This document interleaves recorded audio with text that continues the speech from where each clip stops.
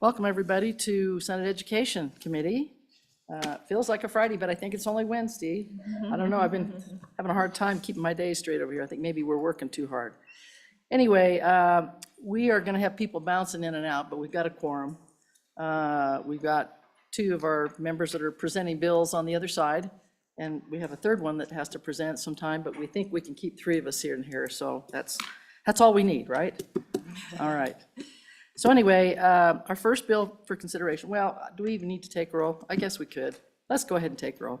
Alrighty, Madam Chairman, for Senate Education, February 26th, 2025, Senator Brennan, Here. Senator Olson, Excused? Senator Rothfuss, Excused. Senator Scott, Chairwoman Schuler. Here. You have a quorum. Okay, thank you so much. First bill for our consideration is House Bill 31, School Safety and Security. A good Representative Pendergraph is here to present this bill, so we'll turn the time over to you. Thank you, Madam Chairman, and good to be here, even if it isn't Friday. I was going to make that my first motion. I wish you would. Folks, I bring you House Bill 31. This is a bill primarily about, I think, common sense and local control. We have a situation, just a little bit of background. As you all know, we probably haven't lost, I think the date was 1958 was the last time we lost any school kids in a fire. We have done a terrific job at fire drills. We have buildings built of steel and granite, and they're sprinkled, and they've got egress and all those sorts of things. So while that threat is never gone, we've handled it really well. Currently, though, we have another threat, which we're just beginning to learn to deal with, and that's an active shooter. And all too often we hear about these. And so in my county, one of the SROs, Officer Boot Hill, who I hope will be able to sign in and testify because he has some good information about little details that I was not privy to. But he came up with a plan, and he found some devices online. One of them is kind of like a boot with a handle on it, and they just stick that over the arms of the door closer so that from outside the door can't be opened. And then they had another one that sits on the floor, and it's kind of like a couple pieces of angle iron on a bar, and they lay it under there and shove it across, and it locks the door against the jamb so that they can lock themselves in place. And fire marshal came into the building one day and said, you can't use those. Even though they were not deployed, just said you can't use those, they're not listed. And Officer Hill's question was, well, then what can we use? And there wasn't an answer. And so the purpose for this bill was try to get everybody working together. We do know that there are devices out there that are approved by National Fire Code. So what this bill ended up doing was getting everybody on the same page. And even without passing, it has already made some progress in the right direction, I feel.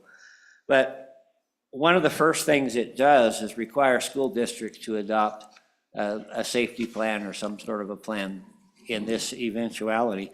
You know, the old adage, if you fail to plan, you plan to fail. And everybody says, yeah, that's a good idea, but occasionally you find a school district or somebody somewhere who actually hasn't done that. So this puts that into statute just to encourage that to get done. And I think also as school boards replenish themselves, that's something that a lot of people would want to look at and just see what are we doing and is that effective and that sort of thing.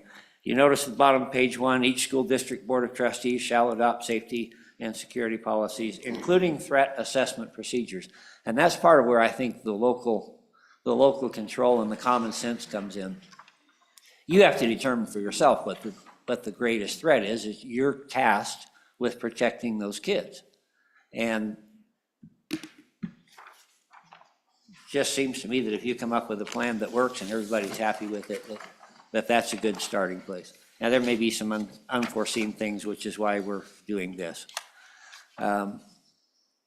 The door securement devices at the top of page 2 shall be from a list of approved door securement devices published by the state fire marshal, and the directive to do that is just a little bit farther into this. Superintendent shall implement the policies. No good to have a policy if you don't actually say that's what we're doing. School district safety and security policies and drafts of the policy shall be confidential. We don't want bad guys or ne'er-do-well to understand how they're going to react and try to plan ahead for that. So that's the reason that line is in there. On page 3 is basically under 359107, not later than July 1, 2025, State Fire Marshal will provide the Board of Trustees of each school a list of devices that they can use. And we understand, although quite frankly, I have never been shown a list, that those devices are out there. Originally, this was made to go into effect in July. The House Education Committee decided it would be better if it went into effect immediately, and I agreed. At any rate, that's the bill. Good. Questions for Representative Pendergraft? Go ahead, Senator Scott. Madam Chairman, I hear persistent complaints about the state fire marshal in this area. If state fire marshal is the problem, should we assign the duty to him, or should we assign the duty to the state superintendent of public instruction after consultation with the fire marshal? Representative? Thank you, Madam Chair, and thank you, Senator. That's a good question, probably above my pay grade. I was a maintenance supervisor in a nursing home for 3 years and dealt routinely with fire safety and the fire marshal's office. And it's just my opinion, but a lot of times it seemed like these fire marshals, and I don't mean to degrade they're necessary, but it seemed like when they came into the building, they had to find something to justify their visit. And that was a little frustrating from our part, but they were pretty willing to work with you and offer solutions and educate you, and so that you would do better next time. And that works well. That's why I was wishing that Boot would be here. He was the one working directly with the fire marshals. I saw some of the emails and they were a little frustrating in that I didn't see the answers forthcoming. So this kind of brought that to the table. And I think it's a good solution. As for I'll just leave it at that. Other questions? Senator Brennan? Thank you, Madam Chairman. Senator Pendergraft, can you talk to, do we have like locks on school doors? I understand the need when we've got a shooter to be able to lock the doors and keep the kids safe that way. But I also understand that when there's a fire, the fire department needs to get in and be able to not have the doors locked so that they can get things out. And so I think therein lies some of our issues that have arisen in some school districts. Do a lot of these school doors have locks on them, or are they unlocked and so you need something else? Representative, go ahead. Thank you, Madam Chair, and thank you for the question.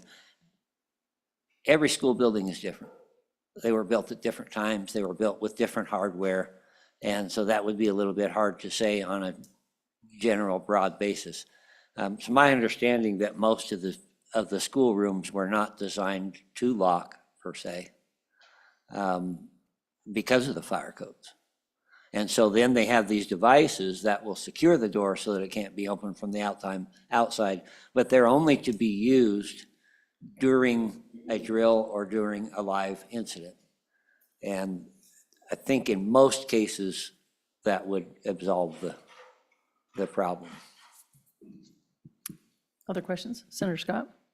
Chairman, are we talking about the doors from the outside of the building or the doors within the building for each classroom? Representative? Thank you, Madam Chair. We're talking about the classroom doors primarily, so that anybody that's inside the classroom can barricade themselves in place. Most of the external doors do have door closers. They do have locks. A lot of schools already have plans, as I'm sure you guys know, where there's only one entrance that's active during school hours, so that people can't be coming in and going without somebody observing that. So we're primarily talking about the doors from the hallways into the classrooms or into other rooms. Other questions? I have a couple. On page 2, you talk about the approved door securement devices that are published by the State Fire Marshal, but you said you haven't had a chance to look at those, or have you? Thanks, Madam Chair. No, I've never seen a list from the fire marshals. They are under the obligation, according to this bill, to come up with a list by July. We've been assured verbally that there are products out there, but I have yet to see them. In the meantime, the products like the one that Officer Hill had chosen to employ there at his school district, those are readily available online. They're inexpensive. They're very simple to operate, so like first, second grader could figure it out. They may not be able to reach the one on the arm, but for the most part, the one that lays on the floor and pops open, anybody could fairly simply operate that. And they're trained on how to deploy them. Well, that's a good follow-up, because my next question was going to be basically, are there different devices for elementary schools versus high schools and so on and so forth? Thank you, Madam Chair. Being I haven't seen a list, I don't know. These devices could be used, like I said, they're very simple to operate. They could be used in virtually anywhere. And also with, just another question on, if we do this immediately, what are the chances that districts will be able to get these devices and be able to, put them in place by the end of the school year? Is that going to be a problem? Thank you, Madam Chair. The immediacy would be develop a plan if you don't already have one. Most of them already do. I haven't found any of the districts that I've talked to that didn't have something in mind. And then the other side of that, which is the fire marshal coming up with a list, he's got until July to accommodate that. And I wish I could remember exactly who testified over there. I'm sorry that I don't. But out of Uintah County, he said he's well aware of some of these things and that they're readily available. So we have connections to try to put those together. But yeah, the sooner the better, because the threat doesn't wait until July. Well, without having seen these devices, do you have any idea on the price of these? Or would it be better to ask our fire folks that are in the room? Thank you, Madam Chair. That's a great question. And that's one of the reasons that I want to see personally. I have a maintenance background. I'm a contractor, and also consider myself fiscally conservative. We asked the questions of them, are some of these, like, we're going to have to open up the wall and put on all sorts of electronic equipment, or are we looking price-wise? That compared to $18, and it's also possible that we could work out some sort of a compromise or agreement, or that in the rules developed that these devices are only to be employed during a drill or an active. I don't think any of these things are great hurdles, but I'm anxious to see the list myself. Any other questions for Representative Pendergraft? Okay, thank you so much. We'll go ahead and open it up for public testimony. Looks like our State Department is here, so let's have you folks come on up first and lead the charge for us. Welcome. Welcome. Good morning, Madam Chairman, members of the committee. Wanda Maloney with the Department of Education, speaking on behalf of Superintendent Megan Degenfelder. The superintendent supports this bill, and she believes in the priority of safety for our students. One of the things I would also bring up is that through accreditation, we do look at safety and security components, and we do get a variety of things that districts submit to us. So some do have district security plans in place, others will submit trainings that they've done, others will submit just nothing in too much detail, but communication trees, things like that. So just a variety of things that we collect. I would also further say that we did host a safety summit this fall with the School Facilities Commission and also with the Homeland Security. And one of the things we continued to hear also from school districts was just a frustration with the devices that they were either not allowed to use during a lockdown. With that, I will stand for questions. Questions for Ms. Maloney? So just one, I guess, right now they have to report to the State Department what they have done or what they have in place for threat assessments and in terms of drills and that sort of thing. Is that correct? Madam Chair, they do provide information in terms of a component, but again, it's a variety of things that we get. So we do, it's kind of a check off to say, yes, you have something in place for safety. Okay. But it looks very different in every district. I would think so. Other questions for Ms. Maloney? Okay. Thank you very much for your Thank you. testimony. Anyone else that would like to testify, please come forward.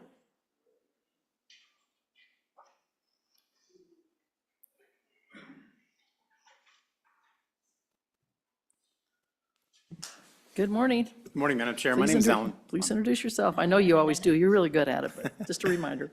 Thank you, Madam Chair. My name is Alan Thompson. I'm the Executive Director of WASCOP, which is the Wyoming Association of Sheriffs and Chiefs of Police. And short of providing answers to the technical questions that I think the committee might have, our membership voiced support for this concept before it was amended in the previous chamber to allow for these devices, and that continues to be our stance. And whatever iteration of this bill that comes out that can help with the safety of children and these type of situations, we would be in support of also. And I'd be happy to answer any general questions if you would have any. Questions for Mr. Thompson? I just have one, and again, I think it's the overarching question that I've had from the beginning. If there was an active shooter, and they had whatever device we end up with, or devices we end up with, how does that affect you guys if there was someone in the building and you had to come in and you had to get into a classroom? Madam Chair, that's something that's contemplated in the training. Just as you all remember fire drills and various other drills that you had in your younger years, I can't think of a single school in the state that we're not doing some sort of crisis drill, active shooter type drill.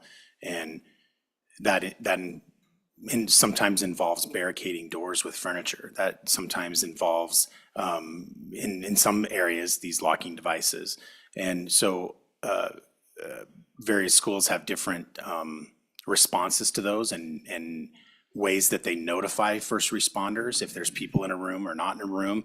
And I think part of that would be part of the safety plans that are contemplated in this bill. And so it's different in each area, but it's something that is part of that planning and drill process, I would say, in every community in the state. Have you seen some of these devices before in place?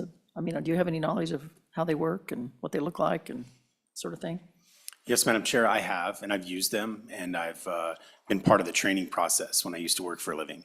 They're very simplistic devices that we would hope to be age appropriate. So, we don't want to make sure that there's a device that's 7 feet above the ground for a second grader that's expected to manipulate that. But it all comes down to risk management. And what is the greater threat to the individuals in that building at the time that there is this crisis that comes to play? And obviously, getting people out of a building and away from the threat, both fire and firearms, would be the best thing possible, but that's not always possible. And making sure that the device doesn't impede that safety rescue or secondary issues like fire or whatever that may be. That all comes down to the training and deployment when needed. And I think you would learn, or I think we would see that almost always that training is to flee. If at all possible, we want to flee safely. But when you can't, then there's actions that they go through. Questions, Senator Scott? Yes, Madam Chairman. Considering the ages involved with some of these devices, if the second or third grader can deploy them, Do they ever deploy them to keep the teacher out of the room? It's a sense of mischief. Well, Mr. Thompson? Yeah, Madam Chair, I'm not actually aware of that. It comes down to that safety plan in the schools and the training on it. I haven't ever seen these become anything more than a tool that are used specifically for drills and, God forbid, the event. But also, I think you look at that safety plan and there's mechanisms or guardrails put in there so that they can't access them if they don't need to, or it's not readily available. This is such a grand topic. Each school's different, each building is laid out different, so there's so many different ways to do this. That's why it's very important on the local level to have that control for the administrators and the teachers on the local level to determine what the best response is in any one of these cases. Any other questions? I have just one more, thinking in terms of school resource officers. I know some districts have them, some of them don't. But just in terms of their training, do you guys ever do anything that, so you have an idea consistently what's going on with those SROs around the state? Yeah, so Madam Chair, that's not an area of my expertise, Okay. but there is an SRO organization in the state of Wyoming. They do a yearly conference. At the very minimum, I know that they communicate throughout the year on certain topics, so that there is that network that does exist. And not only that, but this is a small world. In the law enforcement world in Wyoming is a small world. So we know each other.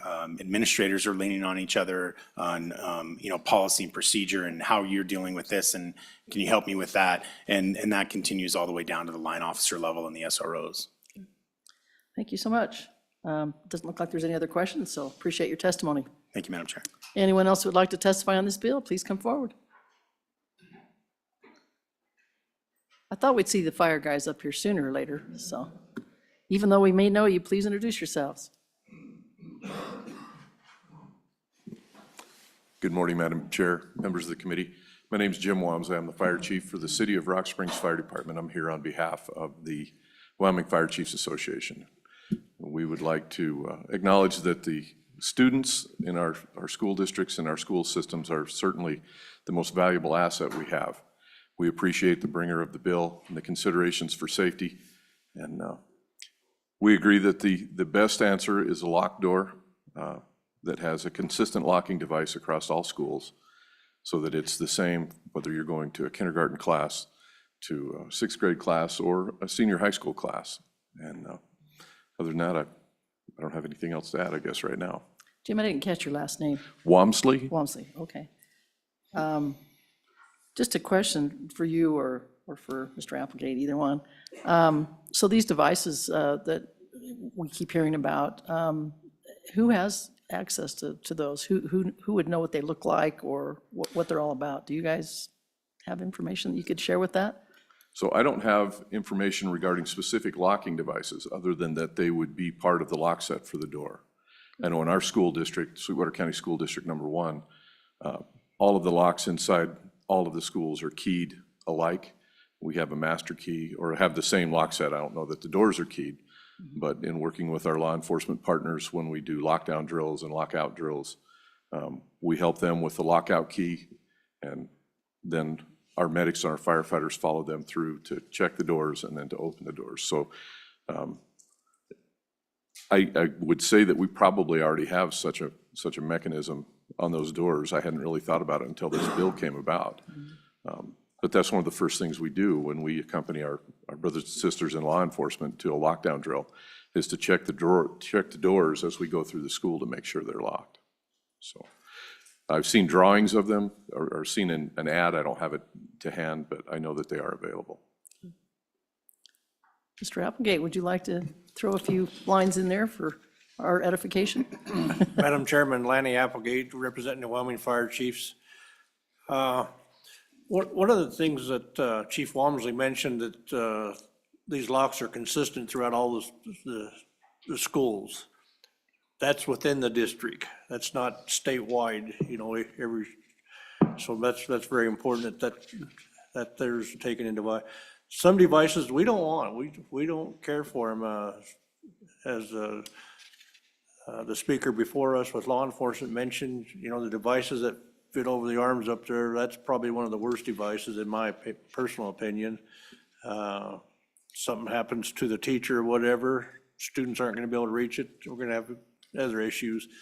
But the most practical one is just a common door lock, that's standardized, and not a cheap lock, obviously, but a good door lock is probably the best device that's readily available.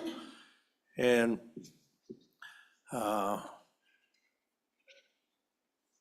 working with your law enforcement partners in the fire departments, they've got to have common training. The other thing, I hear the term fire marshal a lot. Many different fire marshals in the state of Wyoming.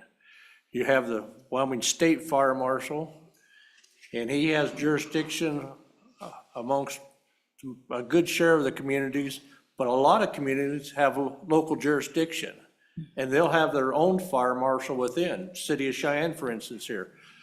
Many years ago, I was the state fire marshal for a number of years, and we got people contacting us saying, well, we're having a concern with the local fire marshal. Well, they come to us thinking that we have that jurisdiction. Well, we don't. The way the statute reads, that if you go back a number of years ago, all jurisdictions fell within the Wyoming State Fire Marshal, but the statute also reads that local jurisdiction can ask for local authority on buildings, fire, electrical, healthcare, et cetera. So once we give that to them, we step back, and so they have the local jurisdiction authority. But there are some devices out there. I like the idea of standardizing, but the simplest one is just a common door lock, good security, heavy-duty door lock, and standardize them. Equally as important, not only to keep the students safe inside, but whether it's the fire or law enforcement trying to get in, that's equally, we don't want to lock the fire department out and lock the law enforcement out. So gotta be careful what device we put on the inside. Keep talking about devices on the inside. Well, again, common door locks, that's a pretty good device. Questions for Mr. Applegate? Yes, go ahead.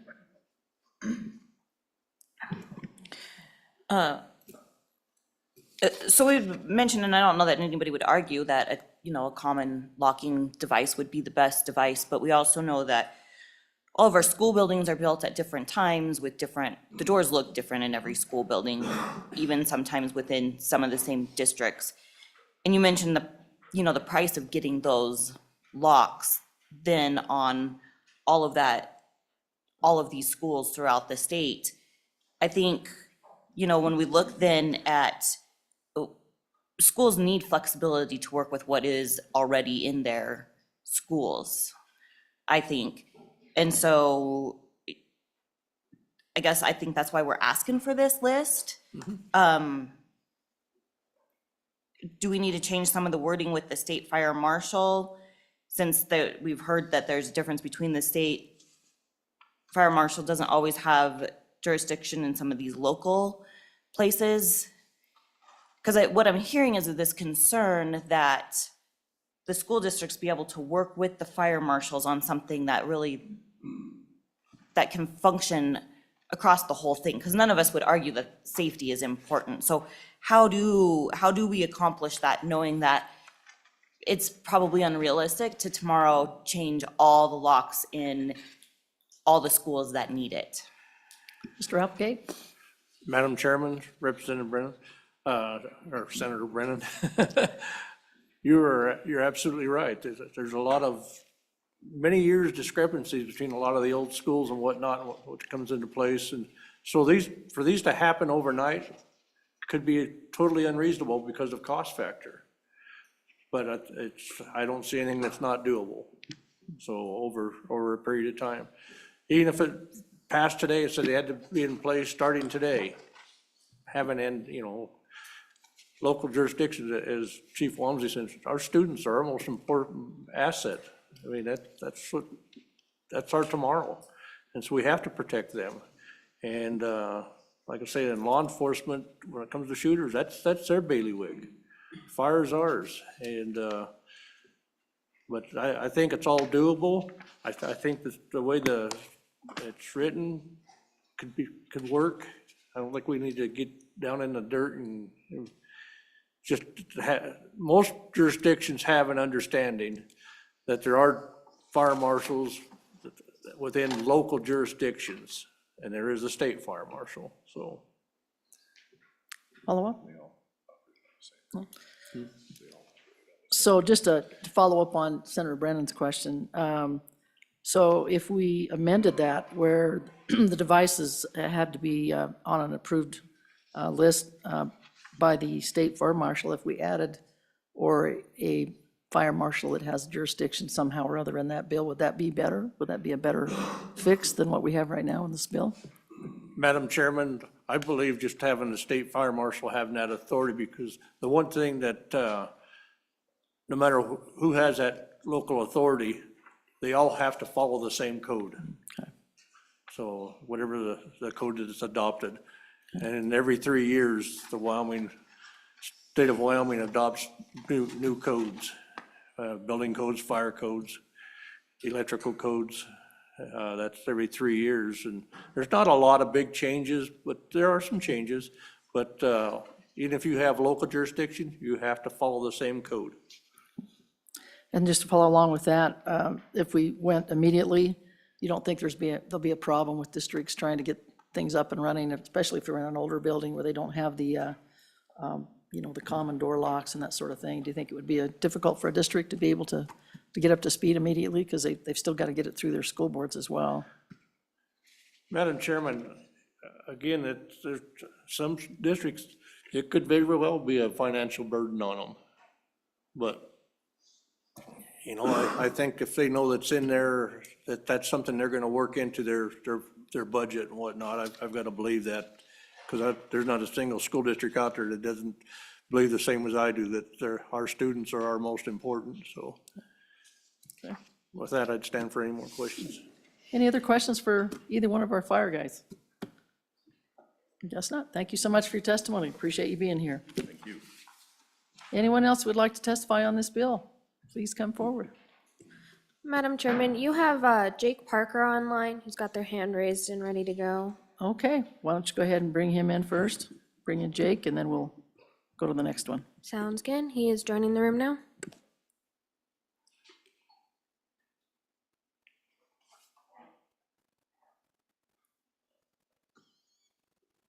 Welcome, Mr. Parker. Please introduce yourself and tell us what you want us to know about this bill. Hi, good morning, Madam Chair, members of the committee. I'm Jake Parker with the Security Industry Association. It's a nonprofit trade association representing security solutions providers in Wyoming and throughout the nation. Also includes the leading providers of security and life safety equipment to K-12 schools. So while we support the aim of the bill to ensure safety and security plans are adopted by boards and to better secure doors in schools and in classrooms, we are opposed to the bill in its current form due to some serious issues. So first, it would appear to pressure the state fire marshal to allow the use of what's termed secondary locking devices that are not compliant with state's fire code. And it would require them to produce an approved list of specific commercial products available, which would be a daunting task.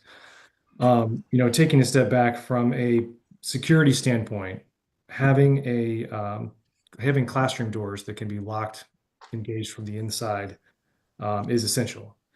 But there's no evidence that you need a secondary locking mechanism that in order to deter, delay, or prevent the entry of an assailant to a classroom. That just hasn't happened where a normal door lock has been that way.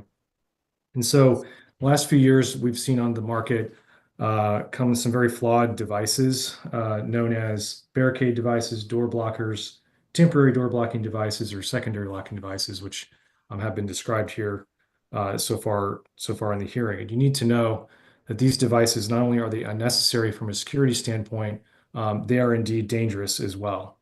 And that's not just from a fire safety standpoint. I think that there's not a trade-off here between fire safety and security.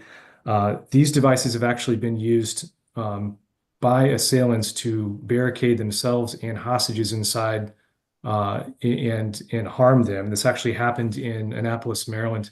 In 2018, someone purchased exactly one of those devices that were just described, purchased it, used it in an attack to hold people inside and murder them. So there's significant concerns about how they work, and this was discussed a little bit before, but typically they require special knowledge to deploy and remove. And it would be impossible for individuals, say with disabilities or children in some cases, to remove. And the issue there is egress, which is a key component of the fire code, being able to exit freely if needed. And so, that would prevent those individuals potentially from escaping, especially if there's a panic situation. So they basically create new security risks that you otherwise wouldn't have. And I think we definitely need some caution here. I do think that schools need guidelines, better guidance as far as what locking mechanisms are needed. It's going to need help doing that if you've got really old infrastructure that doesn't have, locks that can be engaged from the inside. But we should not be allowing the use of these questionable and very flawed devices. Happy to answer any questions. Questions for Mr. Parker? I have just one. The way I read the bill, it says that all door securement devices, even though it has to be on a list of approved door devices, I would assume that just even a common door, a heavy locking device would be part of that. I don't look at this as requiring it a secondary one, but I don't know, is that how you read the bill? Am I reading something wrong in this bill? Well, as originally introduced, it would have required the fire marshal to approve or to allow these devices that are not compliant with the fire code. So it seems like that's what's intended here. I think it'd be certainly a better approach to have some established guidelines, criteria versus specific products listed, because even just that concept by itself, I think that'd be hard to start and maintain and keep current.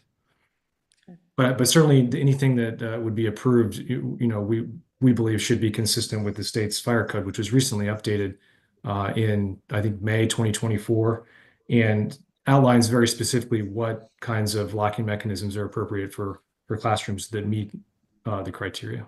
Okay, thank you. Any other questions for Mr. Parker? Okay, thank you for your testimony. We appreciate it. Thank you.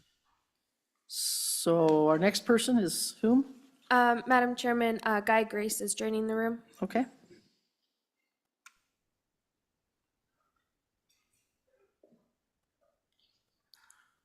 Welcome. Please introduce yourself. Good morning, Madam Chair. My name is Guy Grace. I am a Green River, Sweetwater County resident. I am also the chairman of the Partner Alliance for Safer Schools. I'm also a retired school security director from Littleton, Colorado, 1988 to 2020, and the campus safety director of the year 2020 for the United States, for the nation. I reside in Green River. I do a lot of advocacy work and help K through 12s across all 50 states. And I want to help to clarify this bill that is out. What I would recommend to, as much as, is not to change your door and hardware. Door and hardware has been proven to be very resilient to resisting attackers. The devices that you reference, like, for example, a discussion about secondary devices would be barricade devices. So coming from the Partner Alliance for Safer Schools, we recommend that classroom locks should be lockable from the inside. And that references to the code NFPA 101 and section 15-22-24. What we're saying here is the classroom doors the discussion has been brought up about, okay, many of your doors or many are old storefront lock and hardware that have been in place for many, many years when the schools are built. I would point out that many of those locks and hardware pieces could also be retrofitted to be replaced to provide the ability for them to be lockable from the inside.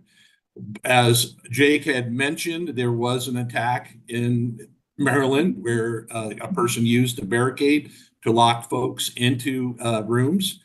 And what I would point out on a barricade device is you're going to have quite the challenge to get into that classroom because you're not going to be able to unlock that door. So you're going to have to determine the occupants on the other side are going to have to be able to unlock that door if there is an attack or if they need to clear that room.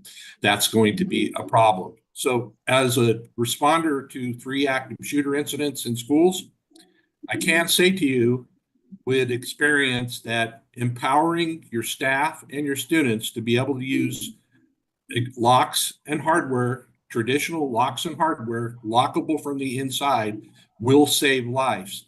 I want to point out too that often many of these attacks that we see in K-12 schools across the nation, they take place when the students are not being supervised or during passing periods, for example. And that ability for us to use the students to be able to use that locks is paramount in these emergencies. It has saved lives. It saved many lives in the Arapahoe shooting, which I was the district's incident commander in 2013. The ability for those students to lock the doors when they were attacked, when the teachers were not there in passing periods. So when I look at this, I would just, you have the code that was put in place in May of 2024, is look at that code and obtain the proper locks and hardware that follow that code. And another point I would point out too, many of your schools in Wyoming use the standard response protocol from Love You Guys. Love You Guys endorses the ability on their plans, the SRP, to be able to lock the door from the inside and for responders to be able to unlock the door from the outside. It's just as simple as that, and the simplicity and that ability for all of the occupants to be able to lock a door has saved many lives in many of these tragedies. Questions for Mr. Grace? So I just have one. In terms of funding or, price-wise, I guess, is it going to be cheaper for districts to retrofit than it would be to get some of these secondary devices? Or do you have any idea on that? Again, there's many of these secondary devices. They're not code compliant. And many states have banned them from going into the schools. And when you do weigh the cost of them, some of them actually can be more expensive than a traditional lock. So the key, what I would say as a school safety professional, as I learned, and especially here in Wyoming, is when we're looking for door and hardware solutions, that we get the basics down and we bring a cost competitive options into our schools that meet the NFPA requirements and the best practice, leading practices for our nation. And that locking the door from the inside with traditional door and hardware is the leading practice. Okay, thank you so much for your testimony. Appreciate it. Yeah, go ahead, Representative. You have a question of?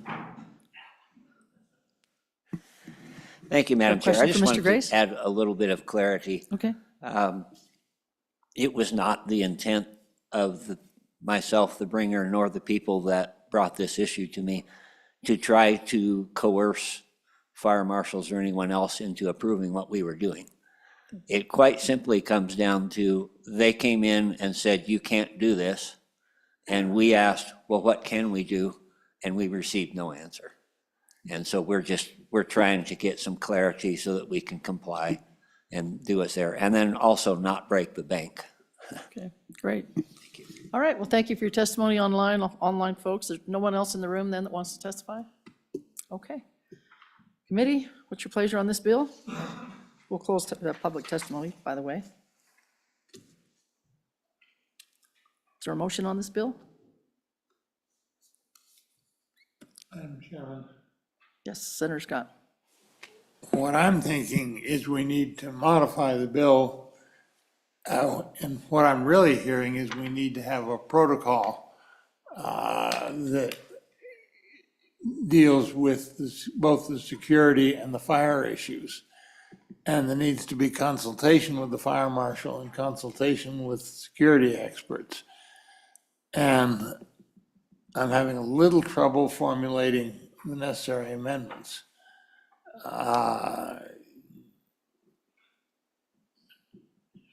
we could move the bill and we could try. But that's where I'm going.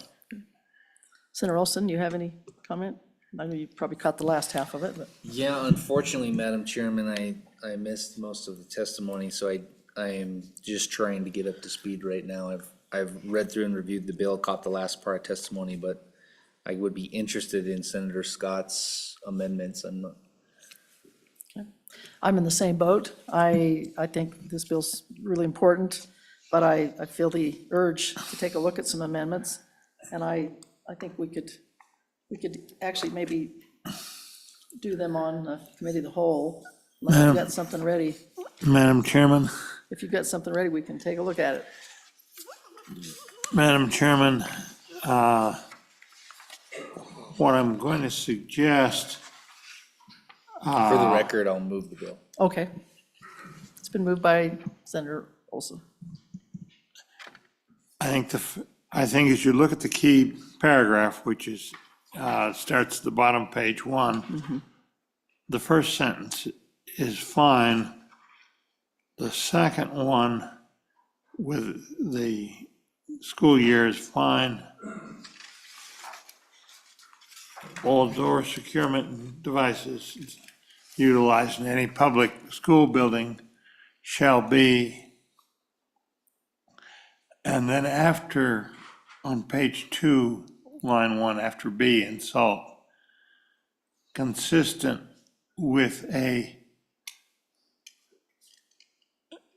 safety protocol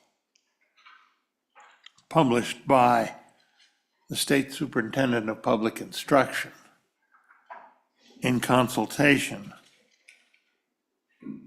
with security experts and the state fire marshal pursuant to. And then there'll be a conforming amendment for the state fire marshal. That's a really good, I was headed down that same path. Ashley, that was quite a lot. Did you get it, or would you like to have Mr. or Senator Scott state that? Madam Chairman, I believe I got it. Could you read it back to us then? Absolutely. So I have page 2, line 1, after B, consistent with a safety protocol from the state superintendent in consultation with security experts and the state fire marshal. Has that got it for you, Senator Scott? Consistent with a safety protocol published by the state superintendent after consultation. Is that? Yeah. Did you get that, published by? Yes, Madam Chairman. Okay.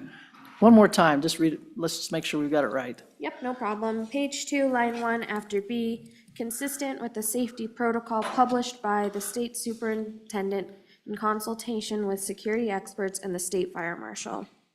That got it? Okay. Discussion on that amendment? I like the amendment. Yeah, Madam Chairman. Go ahead, Senator Olson. Just trying to kind of think through this on the fly.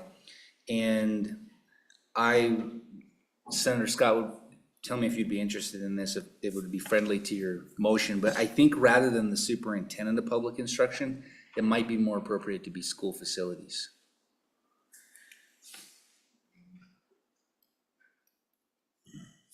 The division, Madam- and I'm not talking about the committee, obviously, but. Yeah. Madam Chairman, Do you want to have the State Department weigh in on it? Come on up, let's get your 2 cents worth. What are your thoughts on this amendment? Yeah, Madam Chair, thank you, Dickie Shaner, Department of Ed. We would agree it would be more appropriate with the School Facilities Division to weigh in on a security device like this. As far as the safety protocols and the threat assessment procedures and things is something we're more than welcome, or more than able to keep working on, as we're already doing that. Senator Scott?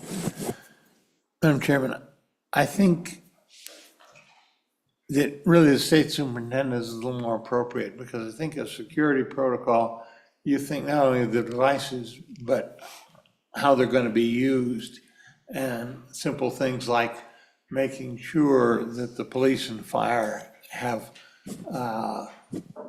the ability to unlock the devices. And some of that is not, it's not necessarily hardware, it's what you do with the hardware. Like simply giving them a key, but it would work either way. Okay. I don't have strong feelings.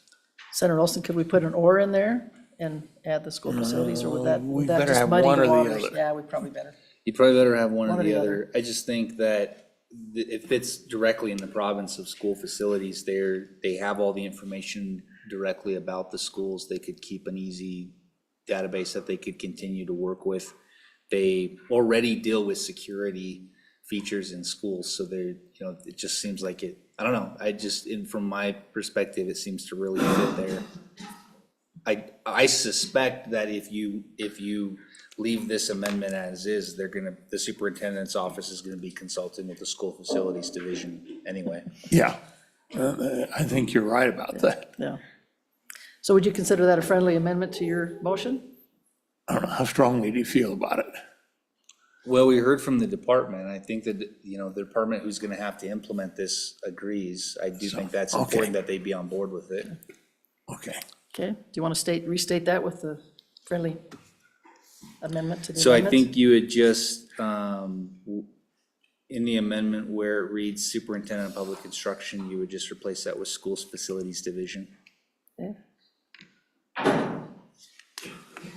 Let's vote on that. Ashley, did you get that amendment to the amendment? Yes, I did, Madam Okay. Chairman. Let's vote on that. All those in favor of Senator Olson's addition to the amendment, please say aye. Aye. Opposed? No? Okay, that's passed. Now let's just go ahead and vote on the amendment itself with that addition. All those in favor of Senator Scott's amendment, please say aye. Aye. Aye, Aye. okay. That is passed. Any other amendments? Madam Chairman, real quick, does that amendment require the rest of that paragraph to be deleted, or that rest of that subsection be deleted? I just want to make sure I've got it right. Okay, why don't you read back what you got then? We'll make sure Senator Scott's good with it. No problem. So, starting on page 1, line 14, not later than school year 2026, 2027, all door securement devices utilized in any public school building shall be consistent with a safety protocol published by the School Facilities Division in consultation with security experts and the state fire marshal. And then it continues on unless you delete it. So, and the state fire marshal from the list of approved door securement devices published by the state fire marshal pursuant to Wyoming statute 359107D. Would Madam you Chairman. like that deleted then? Yeah, Rest of that? delete from a From list of approved door security devices Yeah, published. Sounds good, thank you. Okay. So, Madam Chairman, yes. does that amendment, Senator Scott, then also delete subsection D on page 3? Do you need the list for fire marshal to develop the What list I, under your? what I was going to do with B was, Madam Chairman, say the state fire marshal shall provide, shall advise the School Facilities Commission concerning, Where's that at? concerning door securement devices appropriate to be utilized. Well, you already, Madam Chairman, Is that, yeah, go ahead, it's, Senator. or, you already have that in your first amendment Amendment. because it requires consultation with the fire marshal, right? Yeah, and do you want it, what this does is put it in the duties and powers of the state fire marshal. What we need to say simply is consult with the state, the state fire marshal shall consult with the school facilities division, or whatever they're called, concerning the safety, fire safety portions of the safety protocol developed by the school facilities division. Okay. Did you get that, Ashley? Sorry, Madam Chairman, I'm just trying to figure Well- out how to track that into the bill. Page 3, Yeah, on Page D? Go ahead, Senator. Essentially, you remove the existing D and put a new D that says, and how you word it depends a little on the lead-in. But I think that it should read, not later than July 1, 2025, the state fire marshal shall provide the school facilities, is it division? With advice on security protocol required by, and then refer back to the 21.3.1110.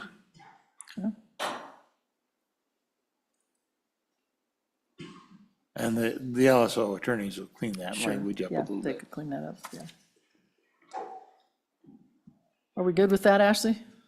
Yes, Madam Chairman. Why don't you read it back one more time, just to make sure it makes sense?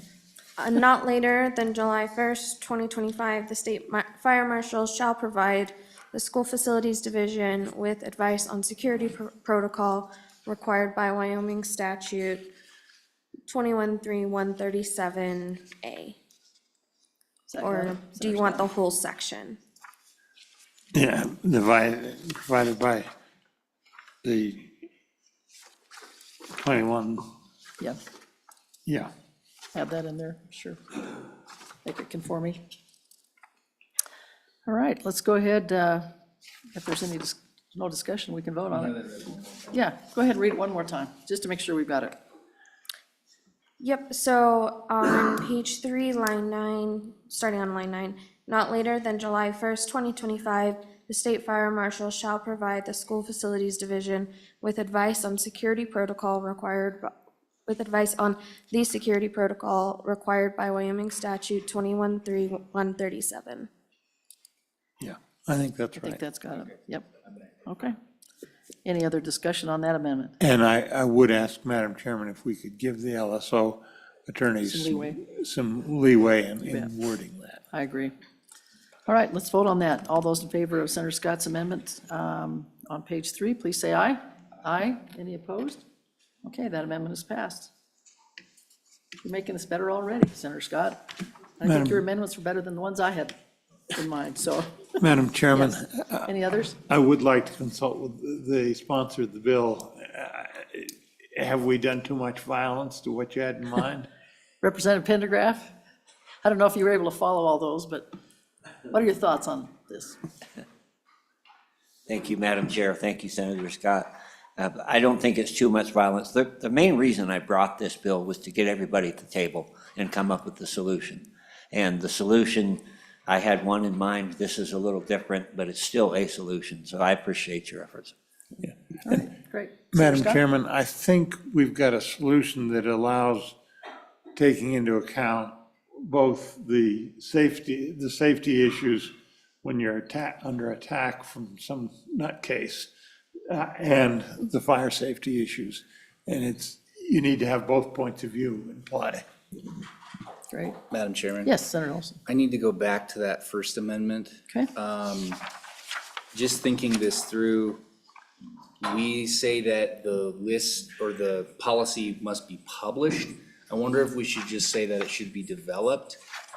I have a concern, the more I think about it, about publishing safety and Yeah, security. yeah, That's not what we intended to do, I don't yeah, think. good point. Do you want to make that amendment to the amendment? I would move on page 2, I guess it's line 1, to strike published and insert developed. Okay. Developed and communicated to the school districts. Develop and communicated. Good point. Okay, Okay with that? yeah, that's fine. Ashley, did you get that? Taking I out did, the Madam published? Chairman. Okay. And then you've got and a confidentiality provision then that kicks in C. Yes, Okay, that's a good catch. Okay, okay. all right, any other discussion on that? If not, let's vote on that amendment. All those in favor of Senator Olson's amendment, please say aye. Aye. Any opposed? Okay, that amendment's passed. Anything else on the bill? Okay, with that, let's go ahead and take roll. Absolutely, Madam Chairman, on House Bill 31, school safety and security do pass as amended. Senator Brennan, She left an aye vote. perfect. Senator Olson, Aye. Senator Rothfuss is I didn't get a vote from Senator Rothfuss, so we'll just put excused. sounds good. Senator Scott, Aye. Chairwoman Schuler, Aye. 4 aye, 1 excused. Okay, that has passed. Looks like Senator Rothfuss is on here as a co-sponsor. Would you like him to carry it on the floor? Representative Pendergrass, is that all right? Yeah. Okay, great, even though he wasn't here. He actually, this is a bill that was recovered from several years ago. Okay, so, okay, we'll give him all the notes that we've taken too, so, all right, appreciate that. All right, moving on to the second bill for today is House Joint Resolution 3, Support for Rural Schools. And I know we have another great representative here to present this bill. Representative Sherwood, please let us know what you want us to know about this bill. Thank you, Madam Chair, and to the committee for the thoughtful conversation. I'm Representative Trey Sherwood, and today I'm bringing you House Joint Resolution 3. So this was brought to me by my constituent who is here with me today. So it feels like the best part of democracy when you can do this alongside your community. And so I'm going to let her share her story of how we got to this point. But I wanted to share with you just some facts and trivia about our rural school system. From statehood through the 1950s, more than 24 individual districts were established on private ranches within my district alone. So in the 1970s, when they were consolidated into one education district, as we have today, the school board made a promise to my constituents that there would always be rural schools. So today in Wyoming, there are 15 schools with 3 rooms or less in 12 different districts. These rural schools educate over 100 of our Wyoming students. So I want to thank my diverse co-sponsors on this resolution who each represent a district with a rural school. Our Constitution guarantees a high quality and equitable education for every one of our students. This resolution is meant to uphold an existing precedent and confirm our intent to continue to honor our commitment to all of our students, regardless of where they are located in our state. And I just want to end with a quote from a former superintendent of public instruction. She said, "No matter the zip code, no matter the size of the community, no matter where the student is from or traveling to the school each day, and no matter what our socioeconomic status, their socioeconomic status is in Wyoming, we certainly believe and are committed to making sure that every student has access to a quality education." And so that resolution just confirms that and reminds us of that commitment to our Constitution. And I'm happy to walk through the bill. I'm also happy to turn it over to Mrs. Anderson, who is with me to tell her story. Welcome, please introduce yourself. Good morning, Madam Chair and members of the Education Committee. Like Trey said, my name is Ann Anderson. I wanted to start off by saying thank you for the opportunity to speak today. I come before you with a deep respect for the work you do and the shared commitment to Wyoming's children, family, and communities. Rural schools are more than a place of learning. They really are the heartbeat of their communities. They keep families together. They strengthen our rural economy and preserve traditions that make Wyoming so special. Yet many families in our most remote areas simply don't always, I'm going to start that over. Yet for many families in our most remote areas, the simple right to an equitable education comes with barriers that are hard to ignore. Wyoming is built on values of fairness, hard work, and looking out for one another. Like Trey says, our Constitution guarantees it. No matter where we live, but far too long, rural families have had to fight to keep their local schools open. And I just want to point out that without these schools, children have long, exhausting travel times, unsafe roads, and resentment when families are forced to make difficult choices about relocating. and the entire community feel that loss. Wyoming families, agriculture producers, and small-town business owners work tirelessly to support this state, this wonderful state. And we deserve to raise our kids close to home. As an equality state, Wyoming has always stood for fairness, and the principle must extend to our education system. This resolution is more than about policy, it's about people. It's about ensuring that every child, no matter where they live, have a chance to learn and grow and reach their full potential. It's about affirming that commitment to families who make Wyoming what it is. This resolution, I'll try to keep this a little sum up. We need fair and compassionate process that contribute to a child's well-being and the realities of rural life. This resolution is about ensuring that Wyoming's families, no matter where they live, have access to the education system they deserve. I just want to thank you for your time today, and I stand for questions. Questions for Ms. Anderson or Representative Sherwood? Yes. Oh, no, I thought, Madam did you have one? More a statement of support than a question. The homeschool for my children was a one-room country school, Red Creek School in McDonough County. Second generation from our age, just finished going through that school. And I'm very much in support of this. And I think it's particularly relevant, Madam Chairman, with the recalibration coming up. And maybe we ought to add the recalibration consultants to the list that's going to get a copy of the resolution. It's a great idea. Other questions? Thank you, Madam. I have just one. I'm real interested in knowing where your school is located, the one that you go to, your kids go to. Yes, thank you, Madam Chair. It's located in Garrett, Wyoming. Oh, Garrett. I've been Yeah. there, believe it or not, or through there. Yeah, it's just right off of Esterbrook. Okay, great. Yeah. Has that been around for a long time, that particular school? Our current isolated one-room school, we opened this fall. Okay. This is But the one yes, that- it was before. There, This was the one that Representative Sherwood worked on before? Okay. Yes, All right, yes. great, super. and Madam Chair, to be honest, like I'm here, I'm representing families, so I hope that they don't have to go through the struggle we've had to go through. And I believe in this, and I think it's a good cause to get behind, and I appreciate your time. I'm just kind of wondering how, you mentioned 15 schools, is that just in this district, Representative Sherwood? Or is that around the state? Thank you, Madam Chair. Today, yes, today in Wyoming, there are 15 schools with 3 rooms or less that are educating over 100 students. But I mean, historically, just in my district alone, there had been 24 individual one-room schools. And so, I mean, this is something that Wyoming has a tradition of.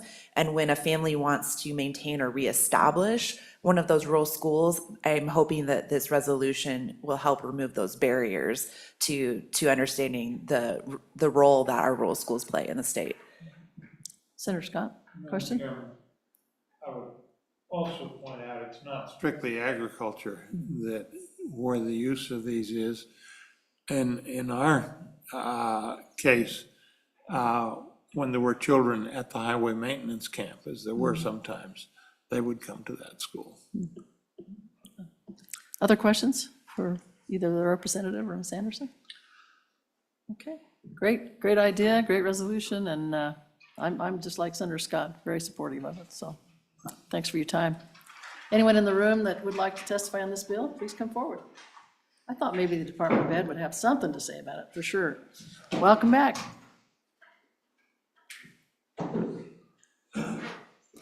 Good morning, Madam Chairman, committee members, Dickie Shaner speaking on behalf of Superintendent Dagenfelder. She is in support of this resolution, recently approved the reconfiguration request to allow for the school we just heard about, and also agrees with Senator Scott that this is a timely resolution with recalibration coming down this summer.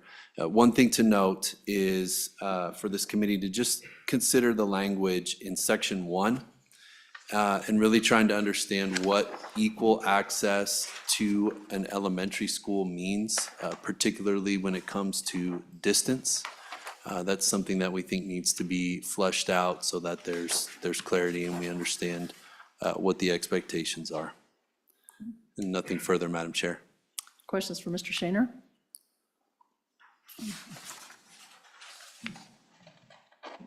Okay. I don't see any questions, so thank you for that. Anyone else who would like to testify on this bill, please come forward.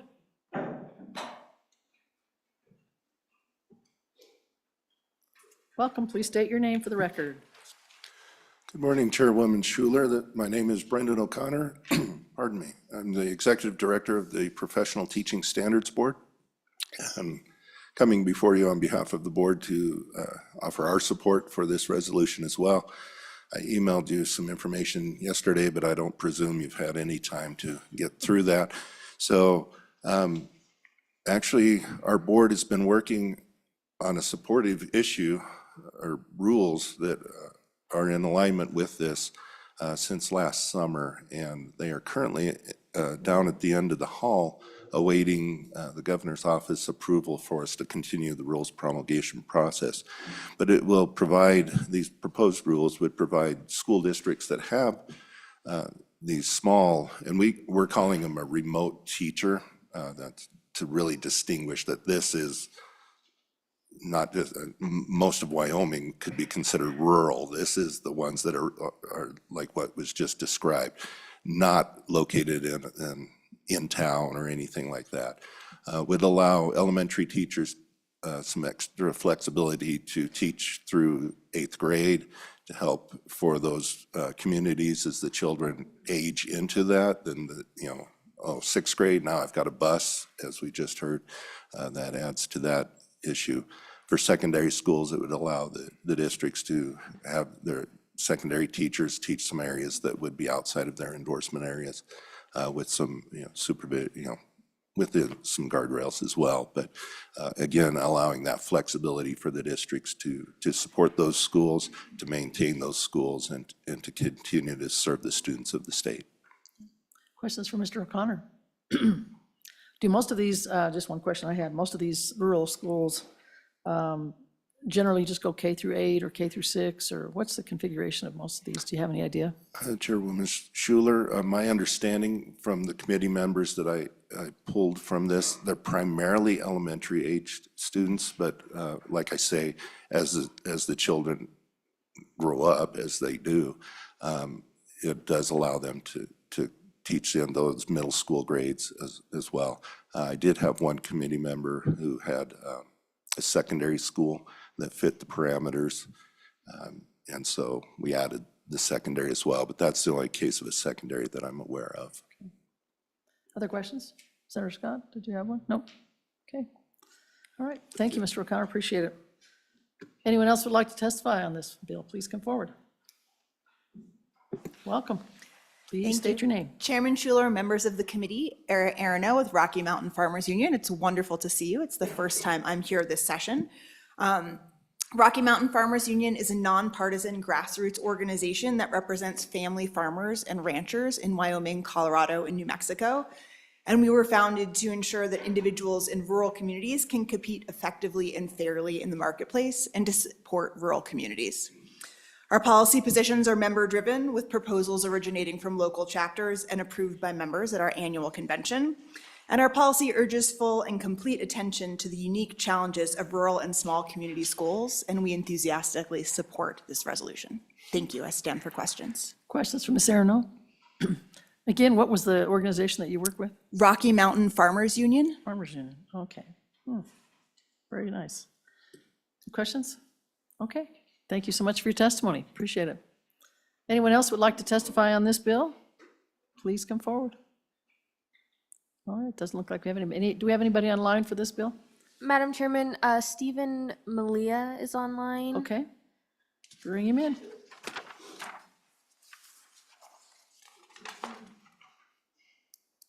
Alrighty, they're joining the room now.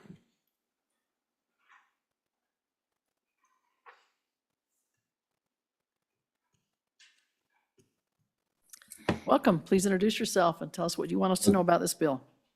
Good morning, Madam Chairman. My name is Steve Milia from Cheyenne, Wyoming here. And I'd like to say I do support this bill.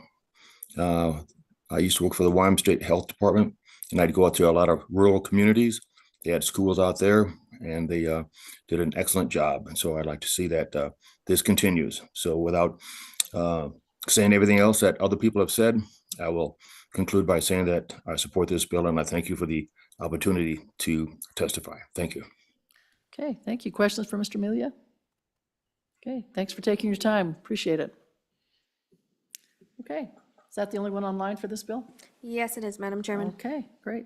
If there's nobody else in the room that would like to testify, we will close public testimony. What's your pleasure? Move the bill by Senator, okay, Scott. Chairman, Two amendments. Let's see if you okay. have the same two amendments I have. Okay, Okay.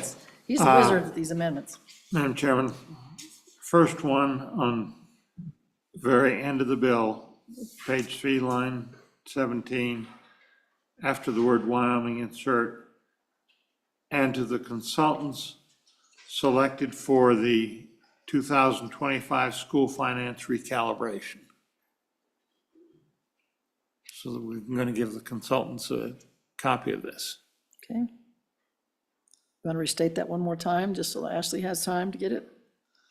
Okay, after, page 3, line 17, after Wyoming, insert, and to the consultants selected for the 2025 school finance recalibration.